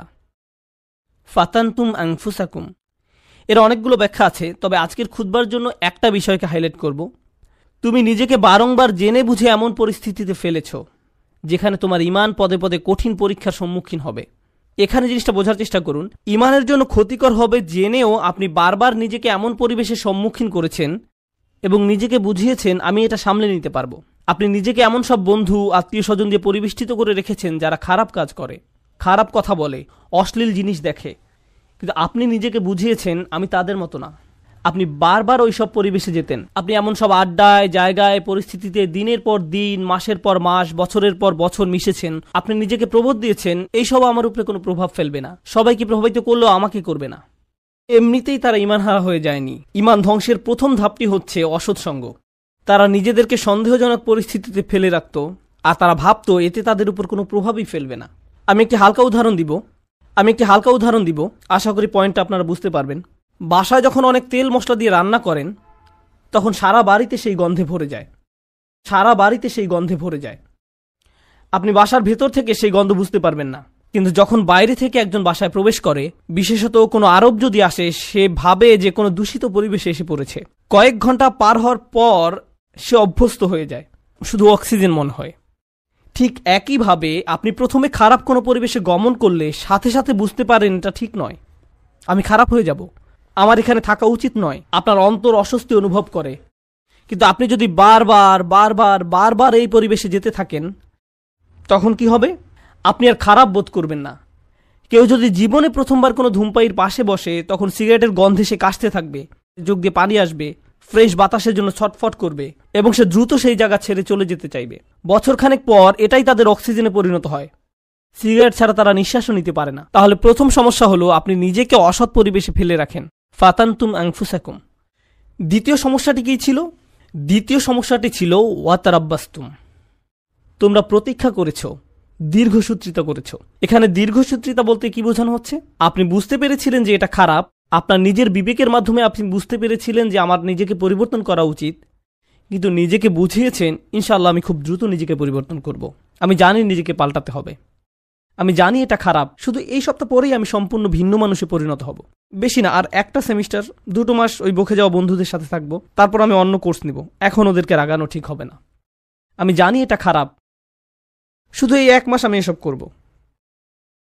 আর এই 1 সপ্তাহ, এই আর 1টা বা 2টা পার্টি, 1টা 2টা ড্রিঙ্কস, এভাবে আপনি নিজেকে বলতে থাকেন। আর সামান্য একটু এই 9-10 মাস পরেই তো রমজানে সব ছেড়ে দিব, পুরাই চেঞ্জ হয়ে যাব। আমার প্ল্যান আছে হজে যাওয়ার। হজ থেকে আসার পর দেখবেন আমি কেমন ভালো মানুষে পরিণত হই। এভাবে আপনি নিজেকে বলতে থাকেন, আর সামান্য একটু। কিন্তু সে পর্যন্ত আমার জন্য দোয়া করতে থাকুন। এই মুহূর্ত থেকে নিজেকে পরিবর্তন করতে চান না। আপনি নিজেকে শুধু খারাপ পরিবেশে ফেলেই রাখছেন না, এখনো নিজেকে পরিবর্তনের জন্য কোনো পদক্ষেপ নিতেও প্রস্তুত নন। মনে হচ্ছে আপনার কাছ থেকে অনেক বেশি কিছু চাওয়া হচ্ছে। যেভাবে আছেন সেভাবেই থাকতে চান, আরো কিছু খারাপ উপভোগ করতে চান। এটাই ওয়াতারাব্বাস্তুম। আপনি ধারণা করে আছেন, আপনার প্রথম ধারণা ছিল আমি খারাপ পরিবেশে থাকলেও এটা আমার উপর কোনো প্রভাব ফেলতে পারবে না। সময়ের সাথে সাথে ভয়ঙ্কর খারাপ কিছু আপনার কাছে স্বাভাবিক হয়ে যায়। এখন অতারাব্বাস্তুম বা অপেক্ষা করতে থাকা, দীর্ঘসূত্রিতা করার প্রভাব কি? আপনি ভাবছিলেন আপনি যে কোনো সময় এই খারাপ কর্ম পরিত্যাগ করতে পারবেন, সব খারাপ সঙ্গ থেকে যে কোনো সময় সরে আসতে পারবেন। আরে আমি তো আর আসক্ত না, আমার তো আর এটার দরকার নেই, আমি তো আর এর সাথে আটকে যাইনি, যখন তখন বেরিয়ে যেতে পারবো। কিন্তু বাস্তবতা এটা নয়। যত বেশি সময় আপনি এর সাথে জড়িয়ে থাকবেন, আপনি তত বেশি এতে আসক্ত হবেন। তারপর এর থেকে বেরিয়ে যাওয়া অসম্ভব হয়ে পড়ে। আপনি আষ্টে পৃষ্ঠে মাথা পড়েন, সম্পূর্ণ ডুবন্ত অবস্থায় নিজেকে আবিষ্কার করেন। আপনি এখন জানেনও না এই পরিবেশের বাইরে সুস্থ জীবনের মানে কি। এরপর আপনি নিজেকে বলতে শুরু করেন, অনেক দেরি হয়ে গেছে, আর সম্ভব না। এরকম ঘটার পর এক অপরাধ বোধের জন্ম নিবে। আমি বহুদিন ধরে এত পাপ কাজ করে আসছি, আমার আরো অনেক আগেই তওবা করা উচিত ছিল, এখন অনেক দেরি হয়ে গেছে। নিজেকে খারাপ ভাবতে অথবা মনের ভেতরে অনুশোচনা নিয়ে বেশি দিন কাটাতে কেউই পছন্দ করে না। তখন শয়তান এসে বলবে, তুমি এত অপরাধ বোধে ভুগছো কেন? তোমার তো কোনো দোষ নেই। এই ইসলাম নামের জিনিসটাই তোমার মনের ভেতর যত অপরাধ বোধের জন্ম দিয়েছে। এই ইসলাম বলছে এটা হারাম, ওটা গুনাহ, এভাবে কথা বলবে না, ওটা খেও না, অমুকটা দেখো না, ওখানে যেও না। এই ইসলাম তোমাকে নিজের সম্পর্কে খারাপ ধারণা দিচ্ছে। আচ্ছা, এই ইসলাম যে এত কঠিন সব নিয়মকানুন মেনে চলতে বলছে, এটা সত্য কিনা তুমি কি নিশ্চিত? শয়তানের ওয়াসওয়াসা শুনে বিভ্রান্ত ব্যক্তি ভাবতে থাকে, আমি আসলে কেন ইসলামে বিশ্বাস করি? মনে হয় যেন ইসলাম চায় না আমি আনন্দে থাকি। আমি শুধু আমার জীবন উপভোগ করতে চাই, আমি সুখী হতে চাই, আমি স্বাধীনভাবে বন্ধু বান্ধবের সাথে মৌজ মাস্তি করতে চাই, জীবনকে সর্বোচ্চ উপভোগ করতে চাই। আমি তো এমনিতেই কোরআনের সত্যতা সম্পর্কে নিশ্চিত নই, আল্লাহ বলে কেউ আছে কিনা এই ব্যাপারেও আমার সন্দেহ আছে। এই কোরআন হাদিস কতটা নির্ভরযোগ্য? আমাদের আশেপাশে এরকম বিভ্রান্ত অবস্থায় অনেক আব্দুল্লাহ, জয়নব, আলী, ফাতিমা, আব্দুল করিম, আহমদ, রুকাইয়া, তরুণ তরুণীর আমরা দেখতে পাই। তারা খুব নির্ভীকভাবে বলে ইসলাম নিয়ে আমার মনে অনেক সন্দেহ আছে। আর এই মানুষগুলো এমন নয় যে তাদের দর্শন শাস্ত্রে পিএইচডি রয়েছে বা ইসলামের ইতিহাসে ব্যাপক জ্ঞান রয়েছে, কিংবা এসব বিষয়ে বহুদিনের অধ্যয়নের ফলে তাদের মনে ধীরে ধীরে সংশয়ের জন্ম নিয়েছে। আসল ব্যাপার তা নয়। এরা নিজেদের জন্য জেনে বুঝে খারাপ সঙ্গ এবং অসৎ পরিবেশ বেছে নিয়েছিল। আমি এমন শত শত মানুষের সাথে কথা বলেছি, তারা আক্ষরিক অর্থে এই আয়াতের ভিতরে জীবনযাপন করছে। তোমরা নিজেরাই নিজেদেরকে বিপদগ্রস্ত করেছ, প্রতীক্ষা করেছ, সন্দেহ পোষণ করেছ এবং অলিক আশার পেছনে বিভ্রান্ত হয়েছ। অবশেষে আল্লাহর আদেশ এসে পৌঁছেছে। তারপর এক সময় তারা ধর্ম নিয়ে সন্দেহ পোষণ করতে থাকে, কিন্তু তাদের এই সন্দেহের সাথে যুক্তি বা বুদ্ধির কোনো সম্পর্ক নেই। ওয়ারতাবতুম, সন্দেহ পোষণ করেছে। জানেন সন্দেহ কি করে? সন্দেহ প্রথমে তাদের ইসলামের গণ্ডি থেকে বের করে দিবে। তারা এভাবে নিজেকে সান্ত্বনা দিবে, এটা তো আসলে পুরোপুরি সত্য না, সুতরাং এটা না মানার কারণে আমার খারাপ অনুভব করার দরকার নেই। যখন তাদের মনে সন্দেহ দানা বাঁধতে থাকে এবং সময়ের সাথে সাথে সেই দানা দেয়ালে পরিণত হয়, তখন তারা এই দেয়ালের আড়ালে নিজেকে লুকাবে এবং নানা প্রকারের অনৈতিক কাজের বৈধতা দেবে। একবার যখন তারা এই পর্যায়ে এসে উপনীত হবে, তখন দুটো জিনিস তাদের কাছ থেকে তুলে নেওয়া হবে। জান্নাতের আকাঙ্ক্ষা কেড়ে নেওয়া হবে, আল্লাহর সন্তুষ্টি লাভের আকাঙ্ক্ষা কেড়ে নেওয়া হবে। অন্তরে সেই বিশেষ নূর ধারণ, স্পৃহা, এইসব কিছু চাওয়ার বাসনা হারাবে। তাদের এই দুনিয়াতেই সেটা নেই। যে লোক আল্লাহর নিকট থেকে সেই সফলতা পেতে চায়, আল্লাহ তাদেরকে এই দুনিয়াতেই তা দিবেন, কিন্তু সেই আকাঙ্ক্ষা তো এখন আর অবশিষ্ট নেই। তাদের এই সম্পর্কে সন্দেহ রয়েছে। 2 নাম্বার, জাহান্নামের ভয় হারাবে। এই দুইটা জিনিস তারা হারাবে, আল্লাহর সন্তুষ্টি লাভের প্রত্যাশা এবং জাহান্নামের আতঙ্ক। এই ব্যক্তির কাছে এখন কিয়ামত বা বিচার দিবসের কোনো মূল্য নেই। কেউ তার সামনে জান্নাত, জাহান্নাম, শেষ বিচারের কথা বললে এটা তার কাছে তামাশা মনে হয়, এবং এমনকি এইসব নিয়ে হাসি ঠাট্টা করবে। যখন কারো অন্তর থেকে আখিরাতের প্রাপ্তির আশা হারিয়ে যায় এবং জাহান্নামের শাস্তির ভয় মন থেকে দূর হয়ে যায়, তখন কি হয় জানেন? তখন তার কাছে শুধু একটা জিনিসই গুরুত্ব পায়, দুনিয়া। মনে প্রাণে পুরোপুরি দুনিয়ামুখী হয়ে যায়। যেহেতু পরকাল বলে কিছু নেই, তাই এই দুনিয়াতেই যা কিছু করার পাবার জন্য মরিয়া হয়ে যেতে হবে। অর্থ, বিত্ত, সাফল্য, সম্পদ, জনপ্রিয়তা, বিনোদন, মৌজ মাস্তি, সব ধরনের ম্যাটেরিয়াল থিং যে কোনোভাবে যে কোনো পথে অর্জন করাটাই মুখ্য ব্যাপার হয়ে দাঁড়াবে। সে ভাববে দুনিয়া দিয়ে এইসব প্রাপ্তির ভিতরে রয়েছে সব আনন্দ এবং চূড়ান্ত মানসিক তৃপ্তি, মৌজ মাস্তি, সব ধরনের ম্যাটেরিয়াল থিং। তাই পরবর্তী ধাপটা হচ্ছে অগররাতকুমুল আমানিয়্যু, অলিক আশার পেছনে বিভ্রান্ত হয়েছে। সে মিথ্যা আশার পেছনে ছুটেছে এবং মনে করেছে পার্থিব অর্জন তাকে সুখী করবে। সে তার সম্পূর্ণ জীবন শুধু এই লক্ষ্যেই ব্যয় করেছে। সে মনে করেছিল এই সব কিছু তাকে তার লক্ষ্যে পৌঁছে দেবে। কারোর জন্য সেটা হয় পরবর্তী কোনো মুভি, কারোর জন্য কোনো খেলনা, কারোর জন্য নেক্সট স্মার্টফোন। যেমন কোনো স্টার ওয়ার মুভি বের হলে টিকিটের লাইনে হজের ভিসার লাইনের চেয়েও লম্বা লাইন হয়, কারণ তাকে এখনই এটা দেখতে হবে। যদি এখন না দেখা হয় জীবন তো তাহলে পুরাই ব্যর্থ। এখনই এটা দেখতে হবে। যদি মুক্তি পাওয়ার রাতে না দেখা হয় জীবনের তো তাহলে কোনো মূল্যই থাকে না। তাই এখনই দেখতে হবে। এরপর সে ভেবেছিল এই মুভি দেখলে তা হয়তো তাকে এক ধরনের মানসিক পরিপূর্ণতা দিবে, যা সে কোথাও পায়নি। হল থেকে বের হয়ে এসে চোখ বড় বড় করে বলে, এটা দারুণ ছিল। পরক্ষণে আবার বিষণ্ণ হয়ে যাবে। নিজেকে প্রশ্ন করবে, এখন কি করব? আবার দেখব মুভিটা, এটা দারুণ ছিল। প্রথমবারের মতো অতটা ভালো না লাগলেও মোটামুটি ভালো লাগবে, কারণ যে জিনিসটা তাদের প্রকৃত শান্তি দেওয়ার কথা, আল্লাহর সন্তুষ্টির অন্বেষণ, সেটা তো আর জীবনের লক্ষ্য নয়। সেই ইচ্ছাটাও আর অবশিষ্ট নেই। অগররাতকুমুল আমানিয়্যু হাত্তা জাআ আমরুল্লাহ, অবশেষে আল্লাহর আদেশ এসে পৌঁছেছে।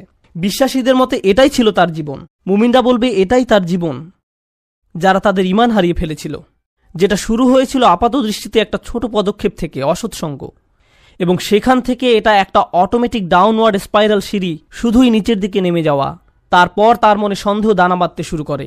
এরপর সে তার গোটা জীবন শুধু কামনা বাসনা চরিতার্থ করে এবং দুনিয়াবী অর্জনের পিছনে ব্যয় করে। অগররকুম বিল্লাহিল গরুর। তারপর আল্লাহ বলেন চূড়ান্ত প্রতারক। এখানে গরুর শব্দটি মুবালাগা। চূড়ান্ত প্রতারক যে সফলভাবে তোমাদের প্রতারিত করে। সেদিন ঈমানদাররা দেয়ালের অপর পাশের মুনাফিকদের এটাই বলবে। এটা একটা ভয়ানক দৃশ্য যা কোরআনে বর্ণিত হয়েছে। দেয়ালের এক পাশে দাঁড়িয়ে মুনাফিকরা ভাবছে কেন আমাদের অপর পাশে যেতে দেয়া হচ্ছে না, কেন তারা দেয়ালের ওই পারে আটকে গেছে। তখন দেয়ালের অপর পাশ থেকে বিশ্বাসী সাথীরা ধাপে ধাপে ধাপে বর্ণনা করবে কেন তারা দেয়ালের ওই পারে আটকে গেছে। আর কোরআনের এই বর্ণনাটি আপনার আমার জন্য আল্লাহর পক্ষ থেকে একটা উপহার। এটা একটা উপহার যে কিয়ামতের দিবসে সেই ভয়াবহ চিত্রটি এখানে তুলে ধরা হয়েছে আমার এখন জানাই উত্তম, কারণ সেদিন আমি এই পরিস্থিতিতে পড়তে চাই না। তখন জেনে দিশেহারা, আতঙ্কিত, আশাহত হয়ে পড়তে চাই না। কেন আমি আল্লাহ প্রদত্ত ঈমান হারিয়ে ফেললাম? আপনারা যারা এখানে বসে আছেন, সকল ঈমানদারের অন্তরে আল্লাহ আলো দিয়েছেন। আল্লাহ আমাদের এটা দিয়েছেন। এখন প্রশ্ন হচ্ছে, আমরা এই নূরকে অন্তরে ধারণ করতে পারছি কিনা? আমাদের নিজেদের দিকে তাকিয়ে দেখতে হবে আমরা কোথায় আছি। কেউ কেউ হয়তো অসৎসঙ্গের ফিতনার সাথে জড়িয়ে আছি। হতে পারে আপনি মাত্র প্রথম ধাপে আছেন আর ভাবছেন যাক না আরও কিছুদিন। হয়তো এটা এমনও হতে পারে আপনি এখন শেষ ধাপে আছেন, তাই শুধু দুনিয়াবী জিনিসের মাঝেই আপনি চূড়ান্ত সাফল্য এবং মানসিক প্রশান্তি খুঁজে বেড়ান। এই আলো ছাড়া আমাদের যা কিছু অর্জন অথবা উপার্জন, শেষ বিচারের দিনে এই সব কিছু হবে মূল্যহীন। শেষ বিচারের দিনে এই সব কিছু হবে মূল্যহীন। তাই এই অনুচ্ছেদে আল্লাহ তাআলা এটাকে প্রথমে আলো হিসাবে বর্ণনা করেছেন। বিচার দিবসে এই আলোরই একমাত্র মূল্য থাকবে। তাই এই অনুচ্ছেদের প্রথমে আল্লাহ তাআলা এটাকে আলো হিসাবে বর্ণনা করেছেন। বিচার দিবসে এই আলোরই একমাত্র মূল্য থাকবে। কুরআনের আরেকটি সূরায় যেমন বলা হয়েছে, ইল্লামান আতাল্লাহা বিকলবিন সালিম, যে সুস্থ অন্তর নিয়ে তার রবের কাছে আসবে, যে অন্তর তাদের সম্মুখে আলোর দ্যুতি ছড়াবে। এই দুনিয়াতে আপনার আমার আর বাকি যা কিছু আছে সবই অর্থহীন। শেষ বিচারের দিনে আল্লাহর সামনে এর সবই গুরুত্বহীন। কিছুদিনের জন্য আমরা এইসব উপভোগ করতে পারি, কিন্তু যদি এর ফাঁদে আটকে যাই এবং আমাদের অন্তরের সব জায়গা দখল করে নেয়, অন্তরে আর কোনো জায়গা বাকি থাকবে না। আর তাই এর পরের আয়াতে আল্লাহ তাআলা বলছেন, ফালিয়াউমা লা ইউখাযু মিনকুম ফিদিয়াতুন ওয়ালা মিনাল্লাযীনা কাফারু মাওয়াকুমুন নার হিয়া মাওলাকুম ওয়া বিসাল মাসির। আজকে তোমাদের কাছ থেকে কোনো মুক্তিপণ, কোনো ক্ষতিপূরণ গ্রহণ করা হবে না।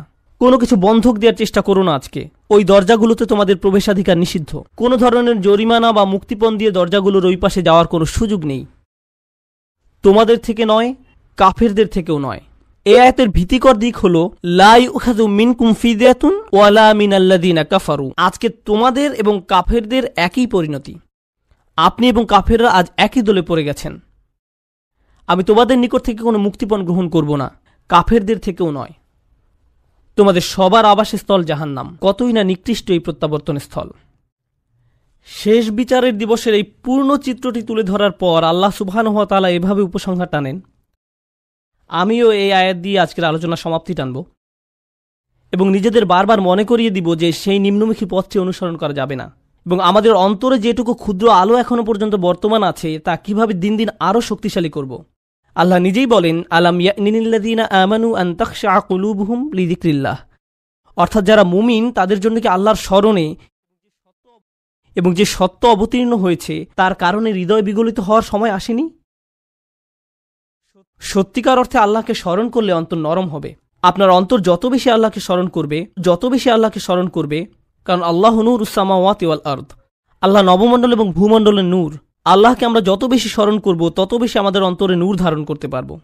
তাই তিনি বলছেন আল্লাহকে স্মরণ করো। এরপর তিনি বলেন কিভাবে তুমি আল্লাহকে স্মরণ করবে। আরবিতে এটাকে আতফে বায়ান বলা হয়। ওমা নাযালা মিনাল হক, যে সত্য অবতীর্ণ হয়েছে তার কারণে হৃদয় বিগলিত হওয়া উচিত।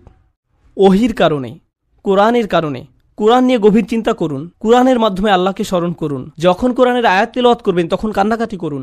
আল্লাহ যে উপহারটি আপনাকে দান করেছেন আপনার জীবনে, তার অর্থ কি তা নিয়ে চিন্তা করুন। কোরআনেই শুধু আল্লাহকে জ্যোতি হিসাবে উল্লেখ করা হয়নি, কোরআনকেও জ্যোতি হিসাবে উল্লেখ করা হয়েছে। ফাআমিনু বিল্লাহি ওয়া রাসূলিহি ওয়া নূরিল্লাযী আনজালনা। কোরআনে শুধু আল্লাহকে জ্যোতি হিসাবে উল্লেখ করা হয়নি, কোরআনকেও জ্যোতি হিসাবে উল্লেখ করা হয়েছে। সরাসরি কোরআনকে নূর বা জ্যোতি বলা হয়েছে। অতএব তোমরা আল্লাহ, তার রসুল এবং অবতীর্ণ নূরের প্রতি বিশ্বাস স্থাপন করো। আপনার নিজের ব্যক্তিগত উন্নতির জন্য কোরআনের সাথে যে সময় ব্যয় করেন, যখন আমরা বসে কোরআন পড়ব, গভীরভাবে ভাবব যে আমাদের প্রভু আমাদের কি বলছেন, তাহলে এই অনুশীলন আমাদের হৃদয়কে আলোকিত করে তুলবে। আর আমাদের জীবনে এই আলোর চেয়ে দামি কোনো সম্পদের অস্তিত্ব নেই। আমরা এখন এর মূল্য বুঝতে পারছি না, কিন্তু সেদিন এর মূল্য বোঝা যাবে যেদিন আমাদের চারপাশ গহীন অন্ধকারে নিমজ্জিত থাকবে। আমাদের বক্ষ এবং ডান হাত থেকে নির্গত আলো ছাড়া আর কোনো আলো থাকবে না, কোনো আলো থাকবে না। ولا يكونوا كالذين أوتوا الكتاب من قبل فطال عليهم الأمد فقست قلوبهم وكثير منهم فاسقون। তারা তাদের মতো যেন না হয় যাদেরকে পূর্বে কিতাব দেয়া হয়েছিল, তাদের উপর সুদীর্ঘ কাল অতিক্রান্ত হয়েছে, তাদের অন্তঃকরণ কঠিন হয়ে গেছে তাদের নিকট কিতাব ছিল, কিন্তু তারা এর কোনো মূল্য দেয়নি। এটা সম্ভব যে কোনো জাতির নিকট আল্লাহর কিতাব থাকতে পারে। আমাদের পূর্বে বিভিন্ন জাতির নিকট কিতাব ছিল, তাওরাত ছিল, ইনজিল ছিল, তাদের নিকট অনেক কিতাব ছিল, তারা সেটা থেকে কোনো উপকার গ্রহণ করেনি। লাম ইয়ান্তাফিউ মিনহা, তারা ওই বইগুলো থেকে কোনো উপকার নেয়নি। ওই কিতাবগুলো দিয়ে তাদের অন্তর আলোকিত করার কোনো চেষ্টা করেনি। হয়তো তারা ভুল উদ্দেশ্যে ওই বইগুলো ব্যবহার করেছিল, হতে পারে আনুষ্ঠানিকতা পালনের উদ্দেশ্য করেছিল, হয়তো তারা মাঝে মধ্যে শুধু তিলাওয়াত করে আনন্দ নিত। আল্লাহর কিতাবকে তারা এমন বিষয়ে পরিণত করেছিল। কোরআনও আজ আমাদের নিকটে এমন হয়ে গেছে, শুধু বিয়ে শাদী অনুষ্ঠানে এটা তেলাওয়াত করি। আমাদের অন্তর বিগলিত করার জন্য আজ আমরা কোরআন অধ্যয়ন করি না। এটা ইতিহাসের এক নির্মম ট্র্যাজেডি যে মানুষ আল্লাহর কিতাব থেকে উপকৃত হয় না, অথচ যা এসেছিল মানুষের অন্তরকে কোমল করে কিয়ামতের দিন আল্লাহর সামনে দণ্ডায়মান হওয়ার জন্য প্রস্তুত করতে। আর তাই এটা এখন আপনার আমার দায়িত্ব। এজন্যই বলা হয়েছে, ওয়ালা ইয়াকুনু কাল্লাযীনা উতুল কিতাবা মিন ক্বাবল ফাতালা আলাইহিমুল আমাদ ফাকাসাত কুলুবুহুম। তাদের অন্তঃকরণ কঠিন হয়ে গেছে। যখন তাদের অন্তর কঠিন হয়ে পড়ে তখন সেখানে কোনো আলো ঢুকতে পারে না। কিয়ামতের দিন সে অন্তর আপনার কোনো উপকার করবে না। ওয়া কাসীরুম মিনহুম ফাসিকুন, তাদের অধিকাংশই পাপাচারী। আল্লাহ আযজা ওয়া জাল্লা এই কয়েকটি আয়াতে একজন বিশ্বাসীর জীবনের অন্যতম গুরুত্বপূর্ণ একটি চিত্র তুলে ধরেছেন। আজকে আমি আপনি যে ঈমান ধারণ করি সেটা ধ্রুব নয়। আমাদের অন্তরে যে ঈমানের জ্যোতি দেওয়া হয়েছে সেটা আজীবন থাকবে এমন কোনো গ্যারান্টি নেই। আজকে আমার ঈমান আছে বলেই আমি নিরাপদ, সেটা ভাবার কোনো অবকাশ নেই। কেউ আমাদের মুসলিম মনে করে সালাম দেয় আর আমরাও জবাবে ওয়ালাইকুম আসসালাম বলি, ফলে আমরা মনে করি যে আমরা সবাই মুসলিম, আমাদের সবার অন্তরে আলো আছে। কিন্তু এই আয়াতগুলোর মতে কিছু মানুষ কিয়ামতের দিন জেগে উঠে হতচকিত হয়ে পড়বে, কিছু মানুষ কিয়ামতের দিন জেগে উঠে অবাক হয়ে যাবে। সে বলবে, আমি মনে করেছিলাম আমি তোমাদের সাথে, কিন্তু সে তার সাথে নয়। তাই ভালো হয় আমরা যদি এখনই বুঝতে পারি এটা স্বয়ংক্রিয় নয়, এটার গ্যারান্টি নেই। আপনাকে ব্যক্তিগতভাবে এর জন্য প্রচেষ্টা চালাতে হবে, আমাকে ব্যক্তিগতভাবে এর জন্য প্রচেষ্টা চালাতে হবে। বিচার দিবসে আপনার ঈমান যেমন আপনাকে সাহায্য করবে না, তেমনি আমার ঈমানও আপনাকে সাহায্য করবে না। আমরা সবাই নিজ নিজ চিন্তায় অস্থির থাকব, নিজেদের আলোর জন্য চিন্তা করব। ইরজিউ ওয়ারাআকুম ফালতামিসু নূরা, তোমরা পিছনে ফিরে যাও এবং আলোর খোঁজ করো। এখন আমরা একে অন্যের সাহায্য করতে পারি, এখন আমরা একে অন্যের ঈমান শক্তিশালী করার ক্ষেত্রে ভূমিকা রাখতে পারি, কিন্তু সেদিন আল্লাহর সাহায্য ছাড়া আর কোনো সাহায্য থাকবে না। আল্লাহ আযজা ওয়া জাল্লা আমাদেরকে তাদের অন্তর্ভুক্ত করুন যারা তাদের আলো সংরক্ষণ করবে। আল্লাহ আযজা ওয়া জাল্লা আমাদেরকে তাদের অন্তর্ভুক্ত করুন যারা দেয়ালের ক্ষতিকর পাশে থাকবে না। আল্লাহ আযজা ওয়া জাল্লা আমাদের নিজেদের এবং আমাদের প্রিয় মানুষদের মুনাফিকি থেকে রক্ষা করুন। আল্লাহ আমাদের অন্তরকে কঠিন হওয়া থেকে রক্ষা করুন। আল্লাহর স্মরণে এবং কোরআনের বাণীতে অন্তরকে আর্দ্র, নমনীয় এবং জ্যোতির্ময় করে দিন। বারাকাল্লাহু লি ওয়া লাকুম। আসসালামু আলাইকুম ওয়া রাহমাতুল্লাহ।